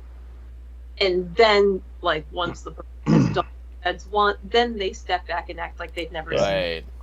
It's weird to me, though, actually seeing him fight with Milo Yiannopoulos. It's almost one of those things I don't know what to make of it, because I don't like either, but Milo actually made more reasonable points. I haven't followed, I haven't even heard of that guy in years. Last I heard, he was I haven't either. But, yeah, what position was he taking? So Tommy Robinson was saying, well, it's all these Muslims because, they're crazy and they shouldn't be coming here. And Milo's like, yes, okay. Like, Milo agreed partly with that, but he said the reason is because you have a violent state that's working with America and Britain to destabilize these countries, particularly Israel. And that's why they're coming. He's like, well, without Israel, Muslims would still be angry. Yeah, but why put, that state isn't, good. We should, funny enough, he said we should relocate it to Vermont, which he just brought up Vermont. But regardless of that, it was basically, these people are bad. We don't want them to come. Well, you're bombing their countries. Well, we still need that satellite there, and we need to be involved because of Israel. So it's kind of crazy to see that, where Milo's saying, no, just get rid of it and don't be involved there. Not so much that anyone said, oh, I love Islam, I'm going to convert. There wasn't that. There was just one side saying, hey, don't get involved. And one side saying, no, these people are just bad regardless. We should bomb their countries. It's like, well, they're going to come over here then. So yeah, it's a Tim Pool clip. It's on my friend Kyle Matovic's X. Keith, you got your hand up? I was just going to ask: has this been since Milo started doing his whole ex-gay grift, Yes. like his Catholic, reactionary Catholic anti-gay thing? Yes. Doesn't he still live with his former boyfriend, but now the boyfriend is supposedly just his roommate? Yeah. Well, I think the issue there is that the difference between Milo as he is now and Robinson is that Robinson pushes the line that the Muslims are the main enemy, and that the Israelis and the Zionists and all of that are allies against the Muslims. It's basically the neocon argument. The Muslims are our enemies. The president's argument, anyway, the argument of convenience. Yeah. But Milo has sort of bought into this kind of traditional Catholic anti-Semitism, where it's like, no, actually it's the Jews that are our enemies, and that the Muslims are just pawns of the Jews. That's an old school Catholic reactionary viewpoint. Like, if you're familiar with the Catholic anti-Semitic tradition in Europe, like Charles Maurras, like look up a guy named Charles Maurras. He used to say that he was a Catholic. He was actually an atheist. Right. Catholicism, but he no, I have unfortunately encountered similar people in various circles. Yeah, but Maurras used to say that our four main enemies are the Freemasons, the Protestants, the Jews, and the Marxists, and that seems to be kind of the arguments that Milo is making. Although I think Milo is Jewish or part Jewish, so.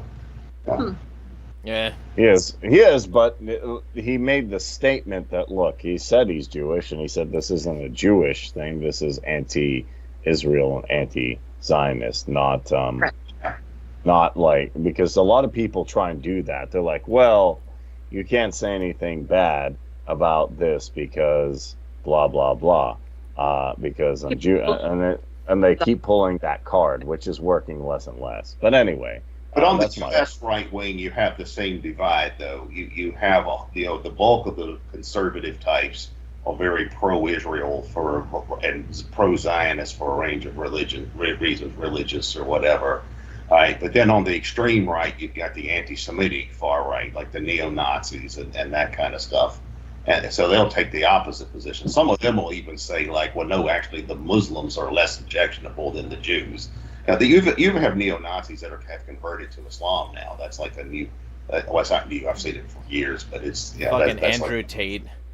I don't know much about Andrew Tate, but I don't think Andrew Tate's that a Nazi. I just think he's an internet influencer. He definitely espouses like a significant amount of Nazi takes. So the next section, because I think we've somewhat depleted the immigration thing. The next section is one that I want to get a diverse panel of LGBT voices on for, because it's like a panel, a section significantly about issues of identity, and so I want to talk like a pretty significant amount with LGBT people about that. So I'm going to be trying to, between now and next Sunday, see who I can get on board for that particular discussion, because I think that this particular issue should get a significant amount of people for that. But we'll talk. So we'll talk about that next Sunday. We'll just skip that for now and go to the journalism section. Dana. I only just want to interject a little bit on that part. Like, it very much starts out with biblically based. Like, the last part of the discussion we were just having had to do with the monotheistic religions. Mm-hmm. The three main ones that keep fighting each other. Exactly. And, that want all of the rest of us that don't believe in those to just die. But you go back to this same sex and this LGBT issue, it's none of your damn business. Exactly. First of all, and second of all, I don't believe in your Bible, so I don't really want your Bible to tell me what to do. So I mean, it's just general. It's bad. We'll be and it isn't an excuse anyway. It's things that people just personally don't have some hang up about for one reason or another. So we'll be getting into that pretty thickly next week, because that, to me, that's a whole ball of wax that we could talk about for like probably over an hour. So we'll be moving on to the journalism segment for now. It proposes reconsidering the accommodations given to journalists who are members of the White House Press Corps. It proposes defunding the Corporation for Public Broadcasting, a private nonprofit corporation that provides the funding for PBS, NPR, as good policy and good politics. It also entertains the idea of revoking NPR stations' non-commercial status, forcing them to relocate outside the 8892 range on the FM dial, which could then be taken by religious programming. The project also proposes allowing more media consolidation by changing FCC rules that would allow for the converting local news programs into national news programs. The project pushes for legislation requiring social media companies to remove, quote, core political viewpoints from their platforms and proposes banning TikTok. It would also prevent the Federal Elections Commission from countering misinformation or disinformation about election integrity. So, y'all, I'm going to quickly respond to a call came up. Y'all talk as much as you want about that particular subject. I will be back within 2 minutes. We can start with Dead Boy because he's got his hand up. He's like, wow, this is your brain on high time preference. Like, that is the best way to describe this, because it's like, okay, you're going to put all these restrictions just to make sure that only your defenders get to enjoy the, you know, the luxuries of being state journalists, not realizing that the second y'all lose power, that's going to be used against you. They never consider these things. Again, like, whatever faction happens to be in power at the time, it's like it never occurs to them that they're not going to be in power forever, and that suddenly someone they don't like is going to have all these powers that they granted to the previous rulers.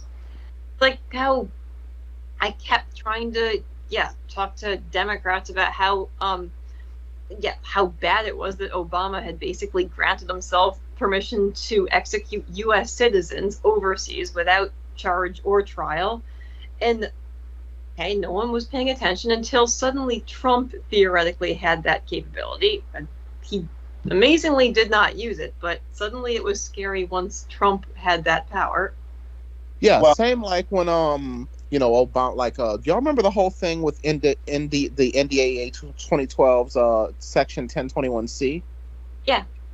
Where they can like throw people, label basically anyone a terrorist and put them in military custody or throw them in Guantanamo Bay. Right.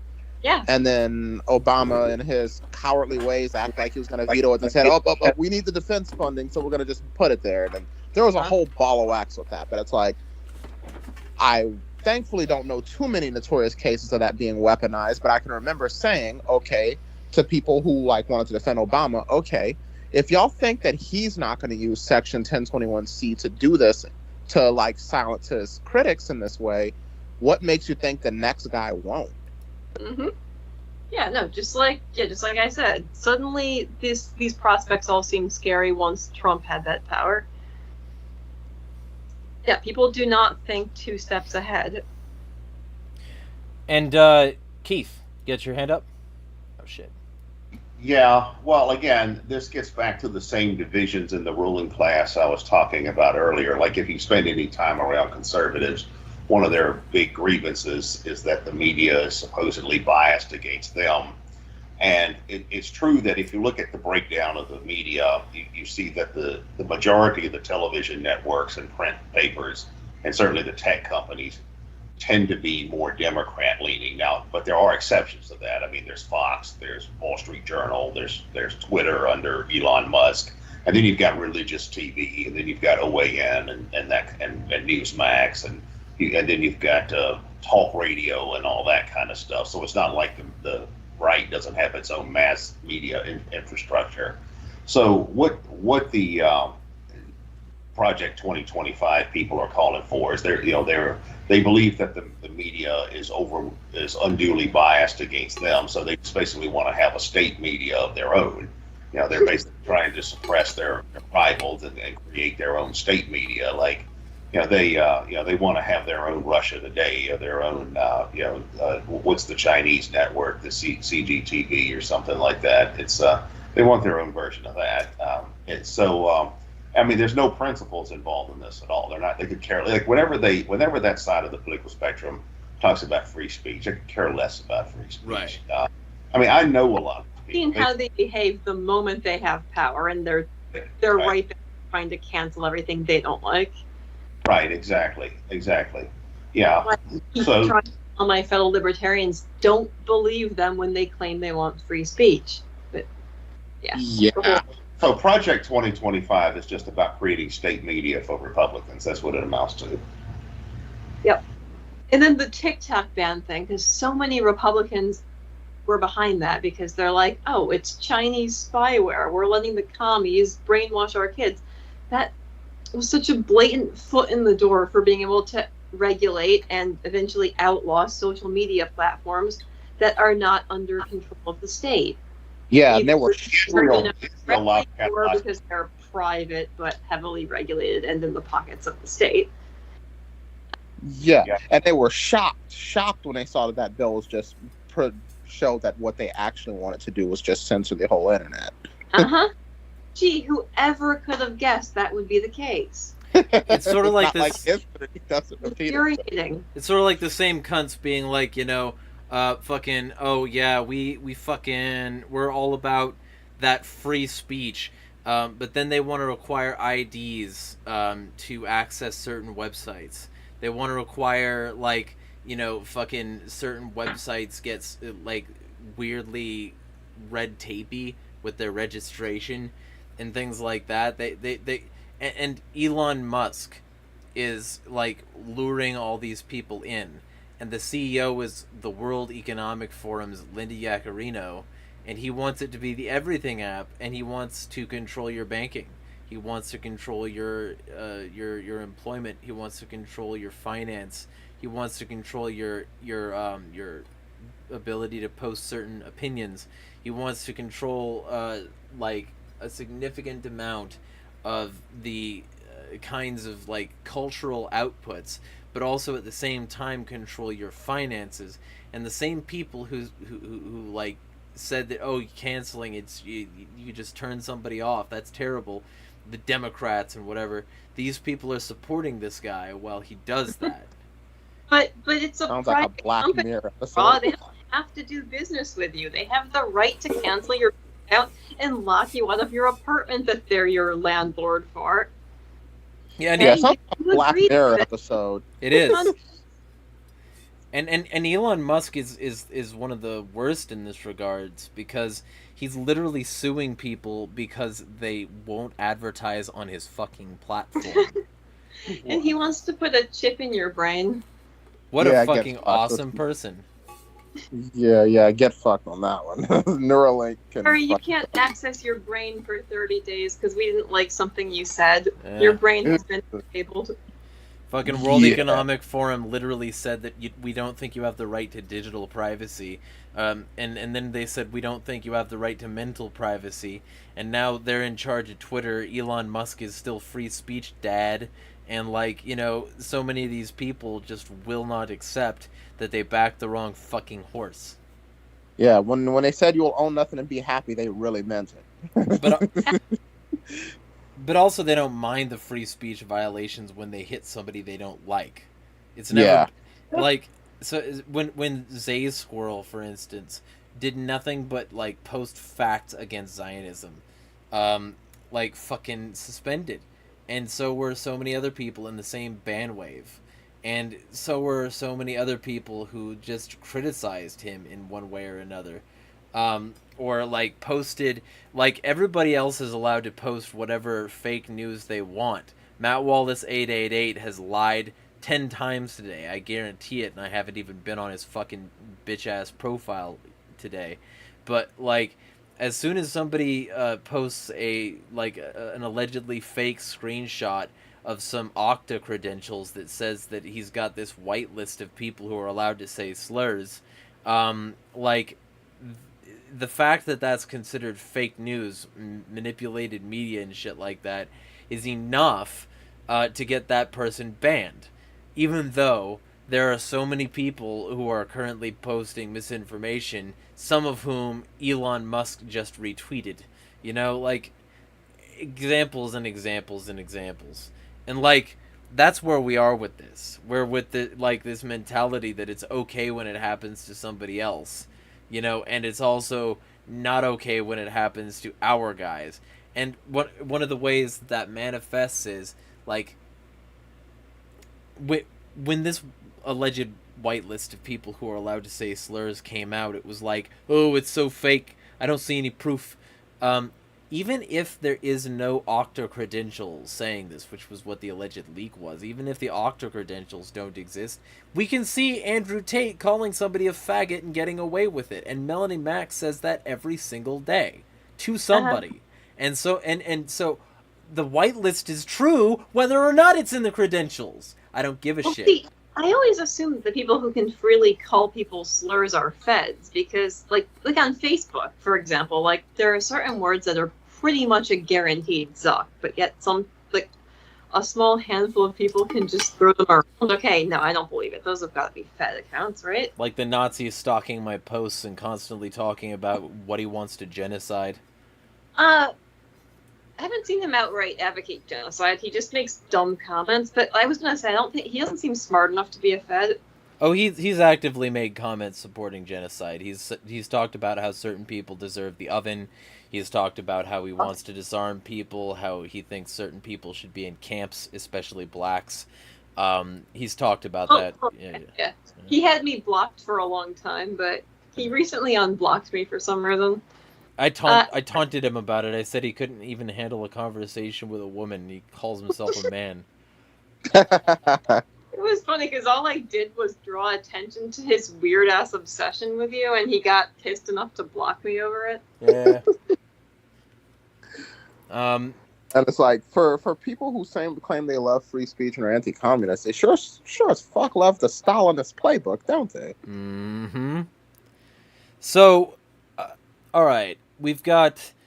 I'm gonna go till 2.5 hours today. That's what we'll do. That'll give us enough time to go over the law enforcement section. In the view of Project, because does this run its course? Anybody? Go.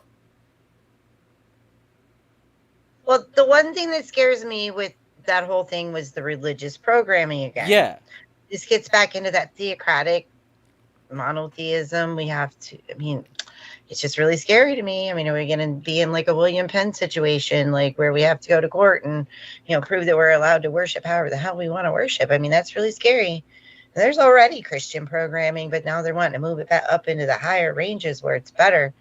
It's kind of crazy. I don't know. Maybe there's a reason Margaret Atwood wrote her books and stuff. We can't go that way. We need to just, and it just, again, Reagan got 70% of this when the Heritage Foundation did it with him. Yeah, I feel that there. Go. I feel that there's never. It says it in the Constitution. I know people make a big deal about it, even though yes, the Church of England is not in charge. I never felt that there was really a separation of church and state. And it's almost self-evident. You can see like Trump in front of Israeli flags, or there's people like Jesse Helms who are like very like, if you're a Christian, get out and vote. Or even Matt Walsh now is like, oh, well, you have a duty to get out and vote against Kamala Harris if you're a Christian. She's a bad person. And okay, yeah, she's a bad person, but I don't think Jesus was necessarily a fan of the state, being that he was killed by anarcho-Christian. Yeah, has some really good memes about that. But regardless, I don't think I still feel there's a theocratic underpinning in our political class that never really went away and is more predominant in the right, where the right will try and use a fascist version of either Christianity or some form of that, or Judaism, or even some other cases. I'm starting to see other religions pop up. And then on the converse side, the left will say, will push almost the same Soviet idea of, hey, worship the state. Oh, hey, here's our celebrity. Here's our president. Here's the celebrities around him. Lady Gaga loves Obama, right? So he must be good. That's my analysis of it. I'm a little older. To me, I've seen it from both sides. I mean, God, I don't even remember who was in charge when we had the heavy metal was going to kill everybody thing. Like, had to go to congressional hearings and whatnot with, Dee Schneider and Ozzy Osbourne and shit. And then we had Tipper Gore, she was next, and definitely a Democrat there, right, left. Oh, that was the Grand Theft Auto and whatever else was going on during that time. The video games were going to kill our children. Eminem albums. Yeah, I mean, so it's both sides, and they both want to control, and they both use their God. Well, and Tipper Gore was also They use their God. Oh my God, we're the Christian left. We have to save the kids from the video games. We're the Christian right. We have to save the kids from the heavy metal. And are we gonna have witch trials again? We're gonna start burning like video game developers at the stake. I mean, where are we gonna go with this? That's the scary part. Dangerously close. Like there's always some bullshit moral panic and I believe use their religion to try to claim, oh, it's satanic. We have to purge this from our society, or it's because kids are being influenced by Satan when they listen to heavy metal. And I mean that was as late as like the 90s. Like Mortal Kombat. And that's what I'm saying. That you can't throw that. Yeah, you can't throw that into a left-right paradigm. Okay, fine. Let me fix what I said then. I still remember, like, there's a joke early 2000s, like, Christian moms, like Harry Potter, has them like, ooh, it's like Iraq War, like, oh, okay. I used to hear Magic the Gathering will bring up demons and all that type of stuff. And Jesse Helms, who I was not really alive in his era, but I've heard about, stories about Jesse Helms, Falwell, all these types used to be like, I think they were initially Democrats, but for some reason they switched Republicans. I don't exactly know why, but I guess the old South guys didn't really feel the Democratic Party was as theocratically misaligned as they wanted it to be. Well, and also Tipper was also part of the anti-music scene. Tipper was in the hearings where Snyder was like doing the thing. So, but like, here's before, because Keith has a hand right now.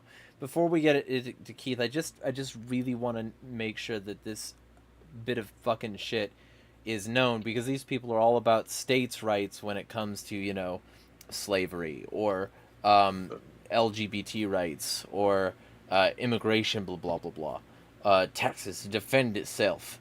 In much the same way that Israel has the right to defend itself, these AIPAC bought-out fucking conservatives are making the same argument for Texas' ability to treat people on the border like shit.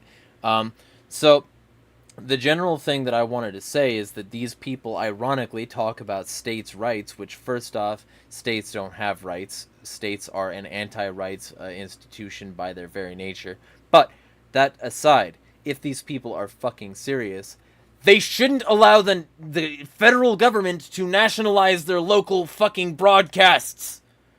God, I hate them. Keith. One would think that they would be able to think for 2 seconds about what that's going to turn into. But Keith. They never do. It's always what sounds good in the moment, and then shocked Pikachu face when it's used against them 3 years later. I just had to come to terms with the fact that most people have zero foresight. Yep. Or insight, or hindsight for that matter. But without Mustate, who's going to protect you from the Grand Theft Autos and the Twisted Sisters and the Ozzy Osbournes?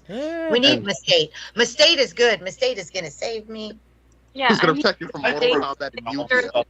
Kids aren't playing games I personally disapprove of. Clearly, I can't parent, so I need the state to do it for me. I grew up in all because they know better. Rose, you are not capable. And they know better. They're the experts. Don't you trust the experts? Exactly. Here's something. I think you want to put this in some kind of context.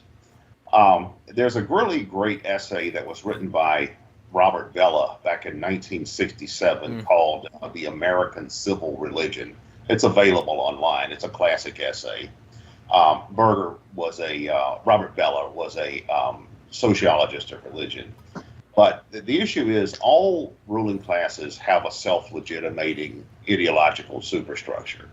Right? So that is something that conveys an aura of legitimacy, whether it's the God, Emperor, Divine Right, or King, Sharia, Führer principle, something. And the American civil religion was a big part of American civic culture, and therefore was the ruling class ideological framework for much of American history. And Bella describes what that is in this essay. But that has started to give way in recent decades as American society has become more diverse, and you see other ruling class factions trying to create other ideological superstructures for self-legitimation. But the right wing of the ruling class are aggressive proponents of this traditional American civil religion. And what they've done over the last half a century is that they've started to fuse it with this kind of low church evangelicalism that is also a big part of American history, going all the way back to the Great Awakenings and all that kind of stuff. That's what all that stuff is rooted in. It was imported from England and Germany. It has its roots in Puritanism and German Lutheran pietism and all that kind of stuff. But you have the right wing of the ruling class trying to promote this kind of civic nationalism on one hand, and then cultivate these kind of cultic Christian groups as their shock troops in a way. But and you see that all over the place. I mean, obviously the evangelicals, obviously these Christian Zionists like John Hagee. You've also got the Mormons, Mitt Romney. You've got the Seventh-day Adventists like this Ben Carson guy. All of that kind of stuff are cultivated as a constituency for this. And then since then, they've started adding on Catholic reactionaries. Like a lot of these people used to be anti-Catholic, but they started adding that on. And even Jewish, like pro-Israel, hardline Zionists, they bring that in. Daily Wire and PragerU are an example of both. Right, exactly, right. And sometime in the future, they may even bring in conservative Muslims or something. They did. Andrew Tate and co. are them. Yeah. So this is an element. What this section of the ruling class envisions is sort of what I call it Saudi Arabia light, because they want to have a system where, on one hand, the state is basically no different than the mafia. I mean, they want to have a mafia state, and they're fine with having a thug like Trump or somebody like that as the head of state. Yep. But they want the economy to be structured in a way so that they're the kinds of ruling class interests that they're aligned with, which is basically the Sun Belt, the petty bourgeoisie, the old, traditional capitalist class as opposed to the new capitalists. They're trying to keep all of that. They want all that stuff to have a free hand to, not have to pay minimum wages or not face competition from businesses they don't like or international interests they don't like. Yeah, they're trying to insulate themselves. Yeah, it's all about class rule. But then they want the ideological superstructure that underpins all this to be this American civil religion fused with this kind of low church, evangelicalism and all these other Jesus cults and that kind of stuff, which means that stuff is to them what something like Wahhabit, the Wahhabist rendition of Sunni Islam is to the Saudis. Like in Saudi Arabia, they have their official state religion. It's the Wahhabi version of Sunni Islam, and they kind of let the clerics run society as long as the House of Saud can, make lots of money selling oil or weapons or whatever. And the city, the House of Saud is about as irreligious as it gets. I mean, they're about going to gambling casinos and brothels and that kind of stuff. But they let the clerics run the society as a means of social control, and that's what the right wing of the American ruling class wants. That's what they use all of this Christian nationalism and civic nationalism and Christian fundamentalism for. And I saw all this happen because I grew up in these circles. Like somebody mentioned Jerry Falwell Sr. He was a friend of my parents. But what happened is that in the 1960s and 70s, when the Democratic Party lost the South as one of their main constituent groups over the civil rights issue, and the unreconstructed segregationists started going over to the Republicans, Nixon started cultivating all of that as a constituency for the Republican Party. Then in the 70s, they came up with the idea, well, let's not just cultivate the racist right as a constituency. Let's cultivate the religious right as well. So they started putting on this big show about being anti-abortion and all of that kind of stuff. And then they started going out and finding these mega church preachers and television ministries and cultivating them as leaders, within the Republican Party for the religious sectors. And that's where that is now. It hasn't changed at all. I don't think that their overall vision is something quite as extreme as Handmaid's Tale. That's almost like science fiction. But they do want to have something, that leans more in that direction than any of us would want, for sure. And as one thing though, somebody mentioned Tipper Gore and all of that stuff, and like in the 80s, yeah, you had the satanic panic, like they thought that heavy metal music was, would cause you to be possessed by the devil and become a mass murderer or something like that. And you actually had hearings in Congress about, they wanted to put warning stickers on, well, back then it was albums and tapes and that kind of stuff. I don't think CDs were even a thing back then, but yeah, they used I remember they wanted to have a rating system where they wanted to put a DA for drugs or alcohol, X for sexuality, O for the occult, and V for violence.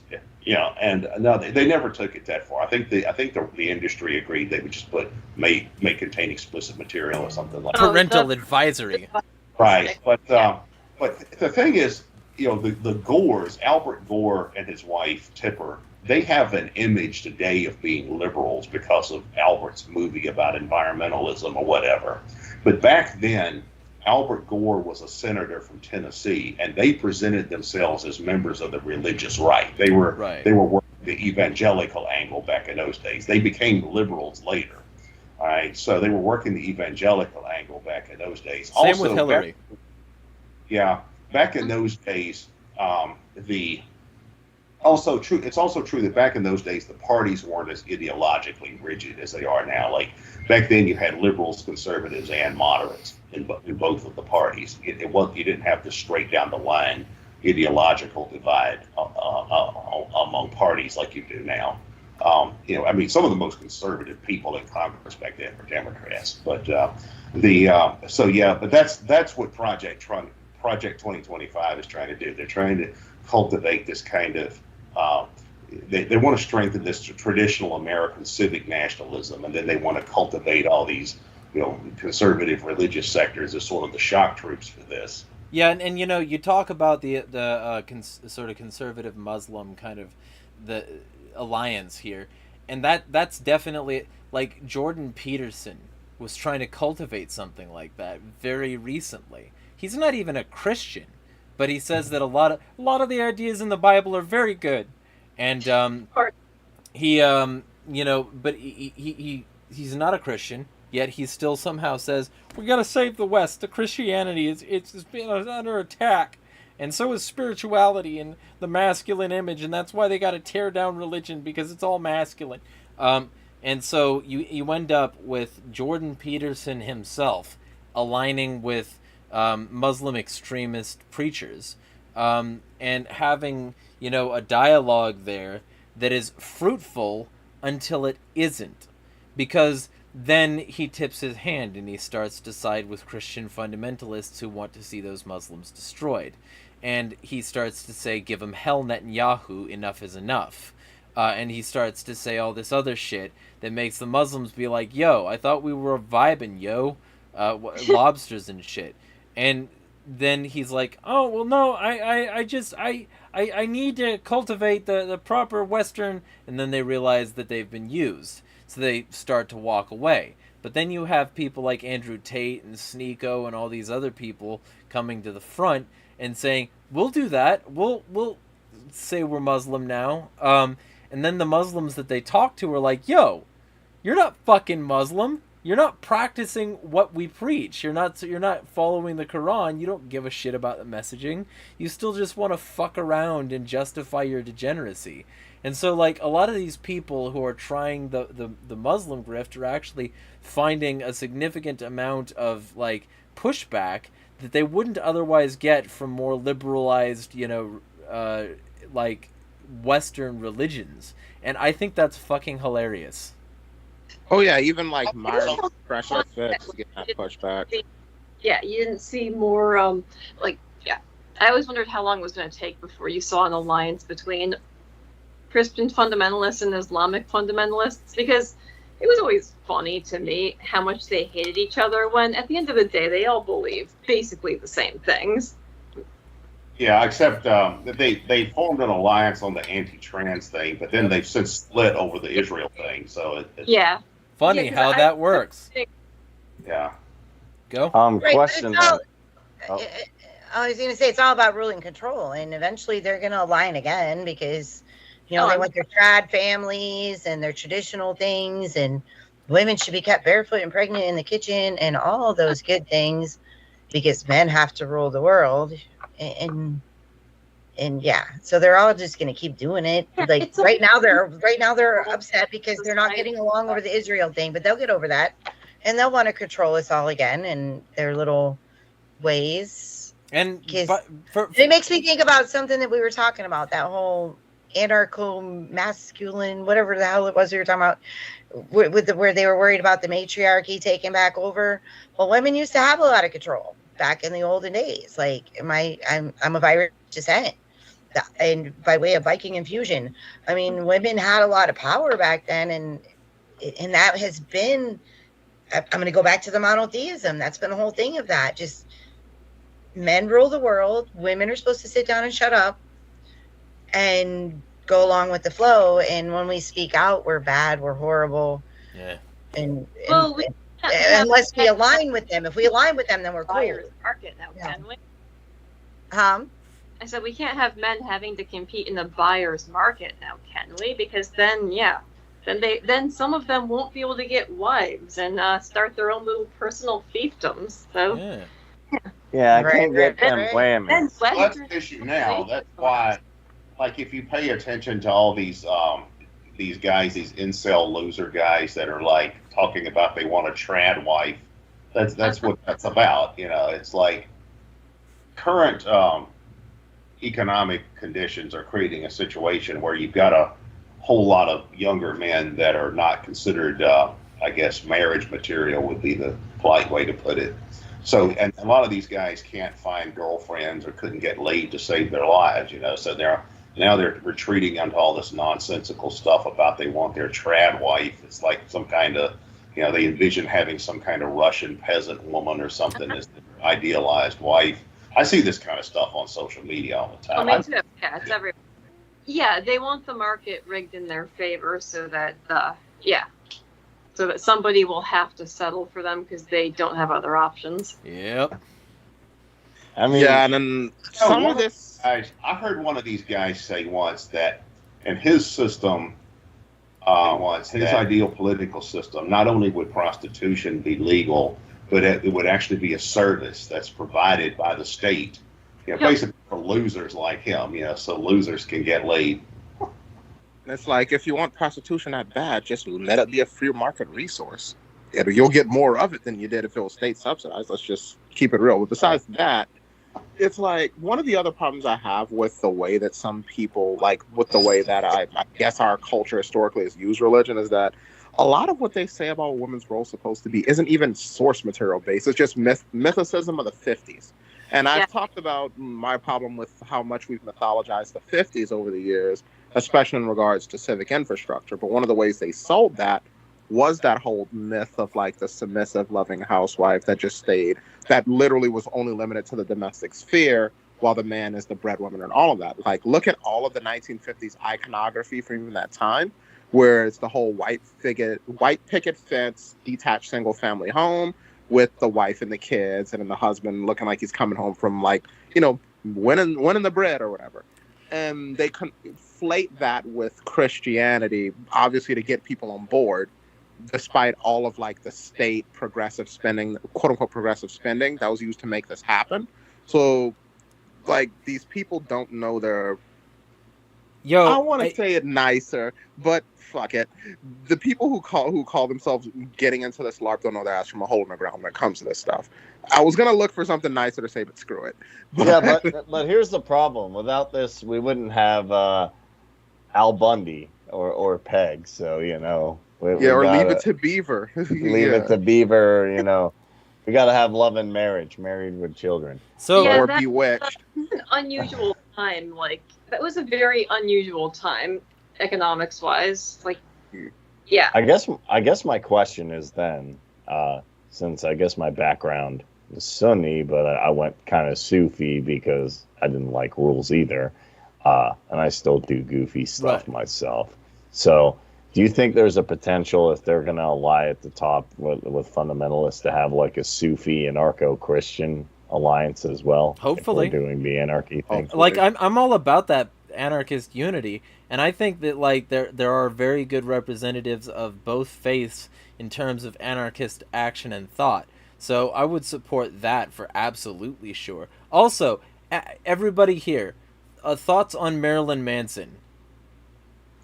What about him? I don't know. Okay, so nobody here is as much of a Manson head as I am.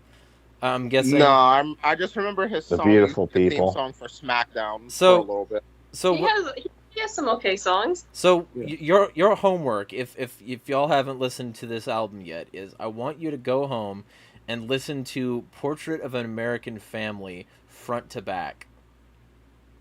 Oh shoot! Does he deconstruct the mythologizing of the 50s? basically? Yes. The beautiful people, the beautiful It- people. Yeah, Is that song used to be the album SmackDown theme, so that's how I heard it. The beautiful people. Is that the first album, the one that has the song Lunchbox, some of that stuff on it? Yes. When is this due? Just I mean, it's not like actual homework, but it's a good album and it'll make you very angry. So Well, actually, can I say one thing real quick? I remember I was a big fan of his movies. I still am. I just don't like his solutions because they always end up being Marxist-Leninist. But I liked Michael. yeah. I liked Michael Moore as a filmmaker. I thought he was good until he went like pro-Marxist-Leninist. But Michael Moore actually had Marilyn Manson Yes. on after Columbine, and Marilyn Manson said, like, look, I write some pretty crazy lyrics, but the president was bombing Kosovo at the time in Syria with Yeah. Milosevic. And he said, okay, you're showing the president bombing people on TV, but my music is bad. You don't think the president bombing people sets a precedent?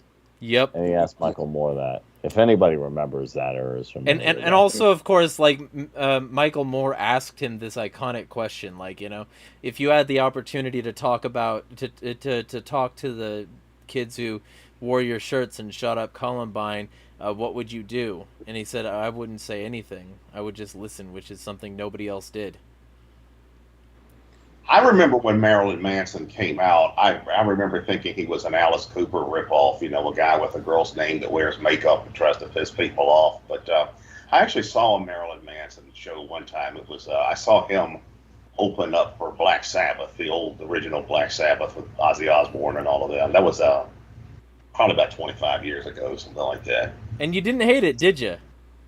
No, it was a pretty cool show. I used to have a couple of Marilyn Manson albums back when that was a thing. It was Talking like the album CDs that are you old. mentioned- The album that you mentioned, is that the one that's got the song Lunchbox Yes. on it? Yeah, I always like that song. I think- It's about taking a gun to school in your lunchbox and shooting up your school, right? It's, Yes. Yeah, all right.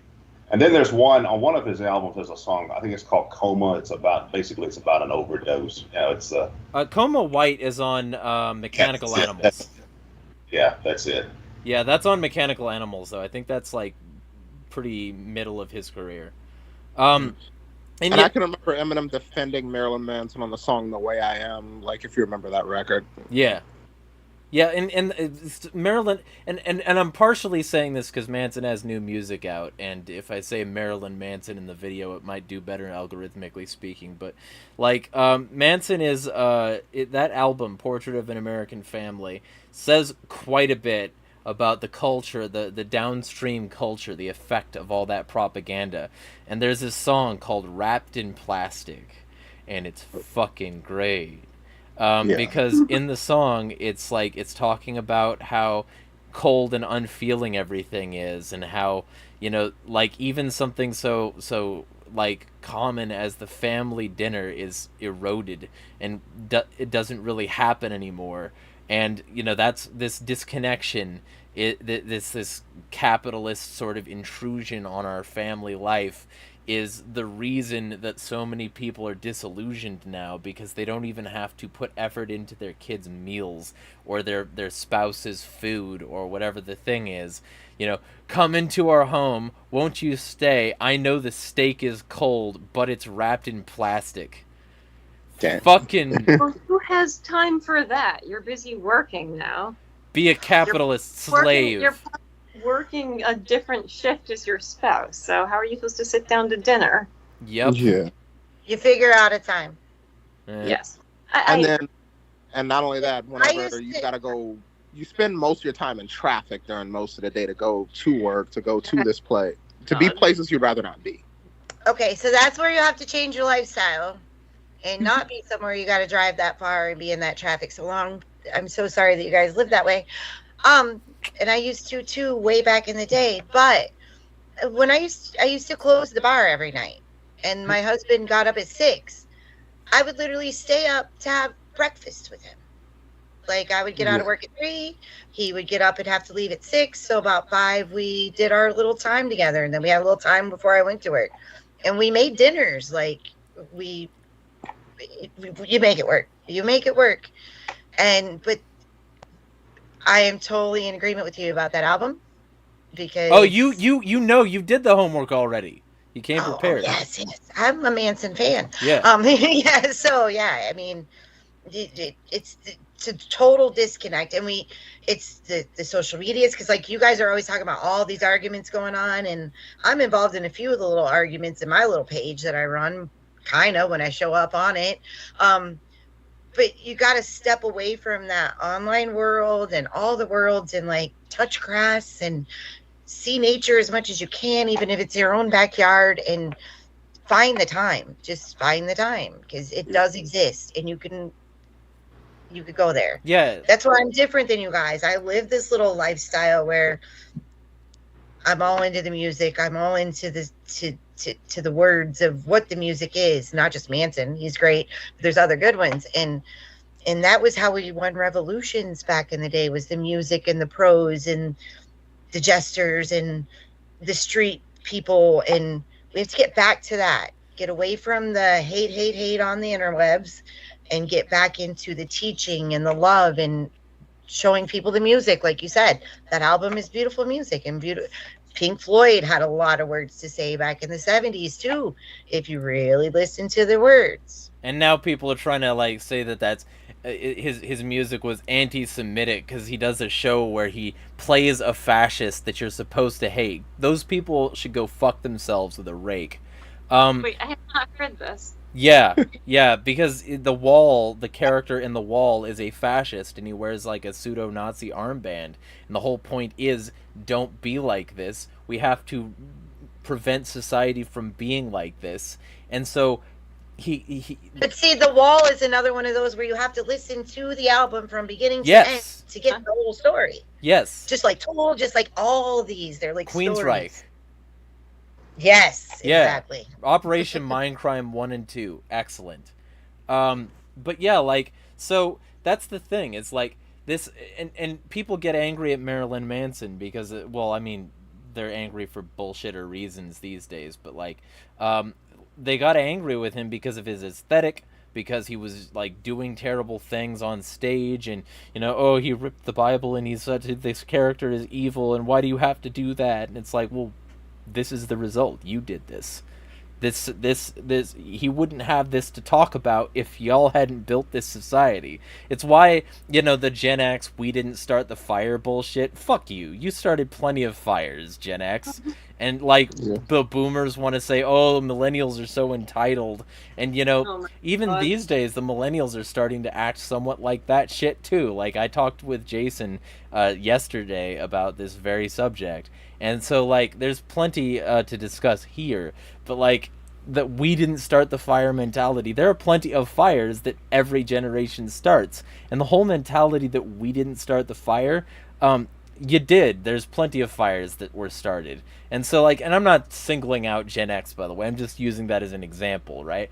Like, there's, like, a ton of things that can be pointed out that were actually wrong, that created the cultural downflow, that created the circumstances where Marilyn Manson could have a point. And instead of looking at that, they want us to hate Brian because he put out some edgy music. Yeah. So are we going to be lecturing Gen X eventually about how we used to walk uphill in the snowstorm, uphill days, and that we drank out of the garden hose? Oh, the why won't the kids play outside stuff? Yeah, and the fun part about that is I was not Gen X. I'm an extreme millennial guy from like the 90s and California, Southern California. And like I'm a fucking I grew up drinking from the garden hill up both Snow's ways too. Like I literally did that stuff. I did it in the fucking desert where we were on dirt rural roads and shit like that, where it's dangerous, where you got like broken glass and cactus spines and venomous poisonous whatever. You got that shit where I am. That ain't even where most of these people are. They're like from places that don't have nearly that level of edgy danger, but like I don't throw it in people's faces. I spent most of my time in the woods, but I guess upstate New York woods don't really have anything dangerous in them. Yeah. And I mean, like, of course, I grew up in like the countryside where like most of the backyard and all of that, like we used to go pick blackberries across the neighborhood. Same. Some of it was probably owned land by my grandparents, but like there was still a lot of risk there with like doing that stuff or spending when we spent most of our time outside and didn't go inside until it was dark. But and then because I think before I get into spazzing out about civic infrastructure, what is there out there for these kids to actually play in? That's the thing. Yep.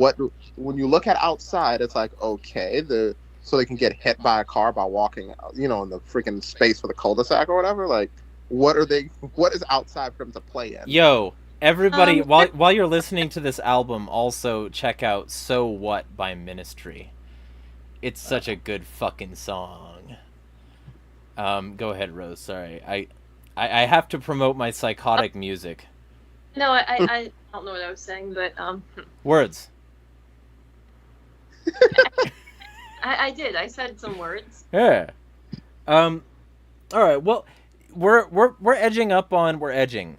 This is an officially. It's not good edging for 3 hours, I don't think. Yeah. Well, we're edging up on nearly 2.5. So we'll call it here, but we'll do a somewhat longer stream next time and actually start at like 8 PET. There was some discrepancies, and I could have sent the links much sooner. So, mostly on me, and I will be on the ball with that next time, and we can have a fuller stream. And I'm going to try to get some significant diverse LGBT presence there for that one as well.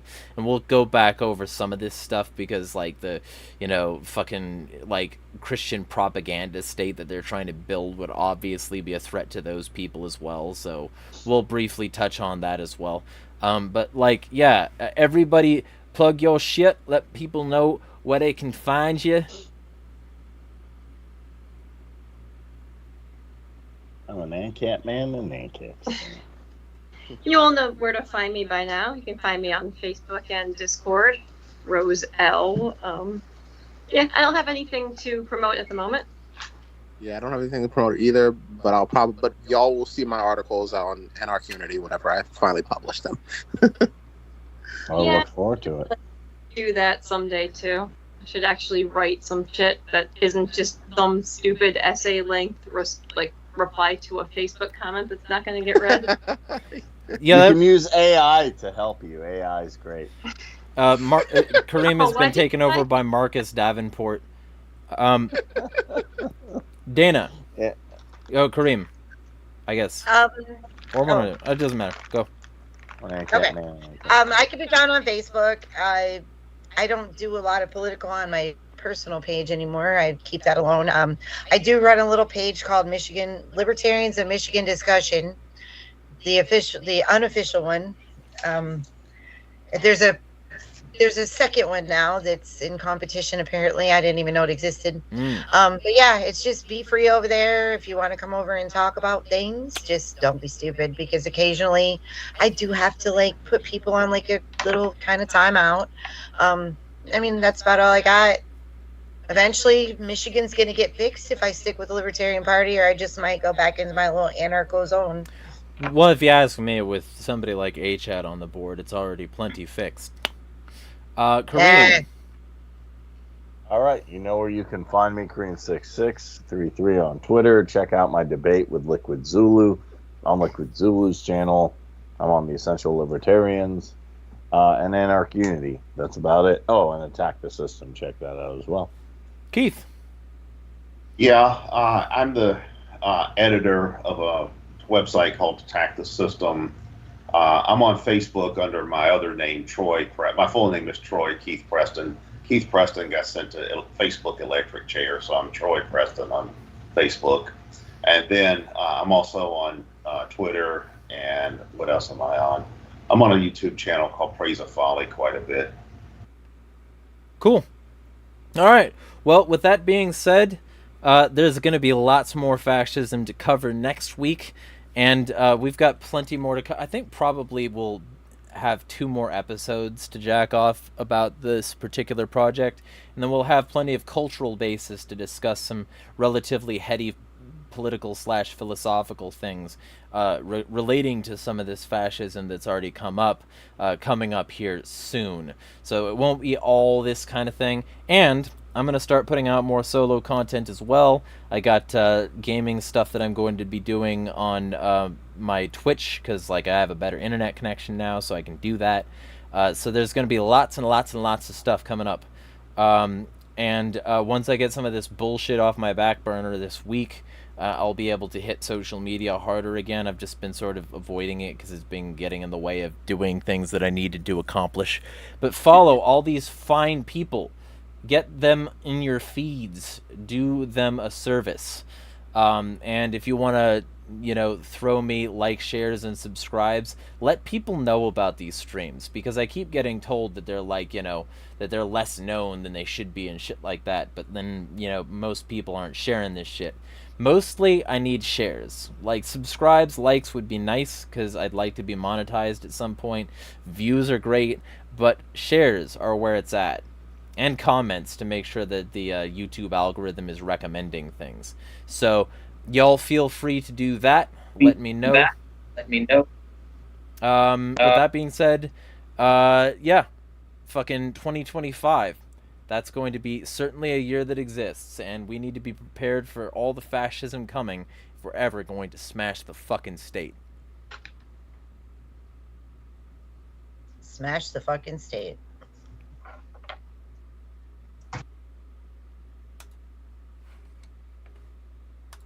Bash the fash.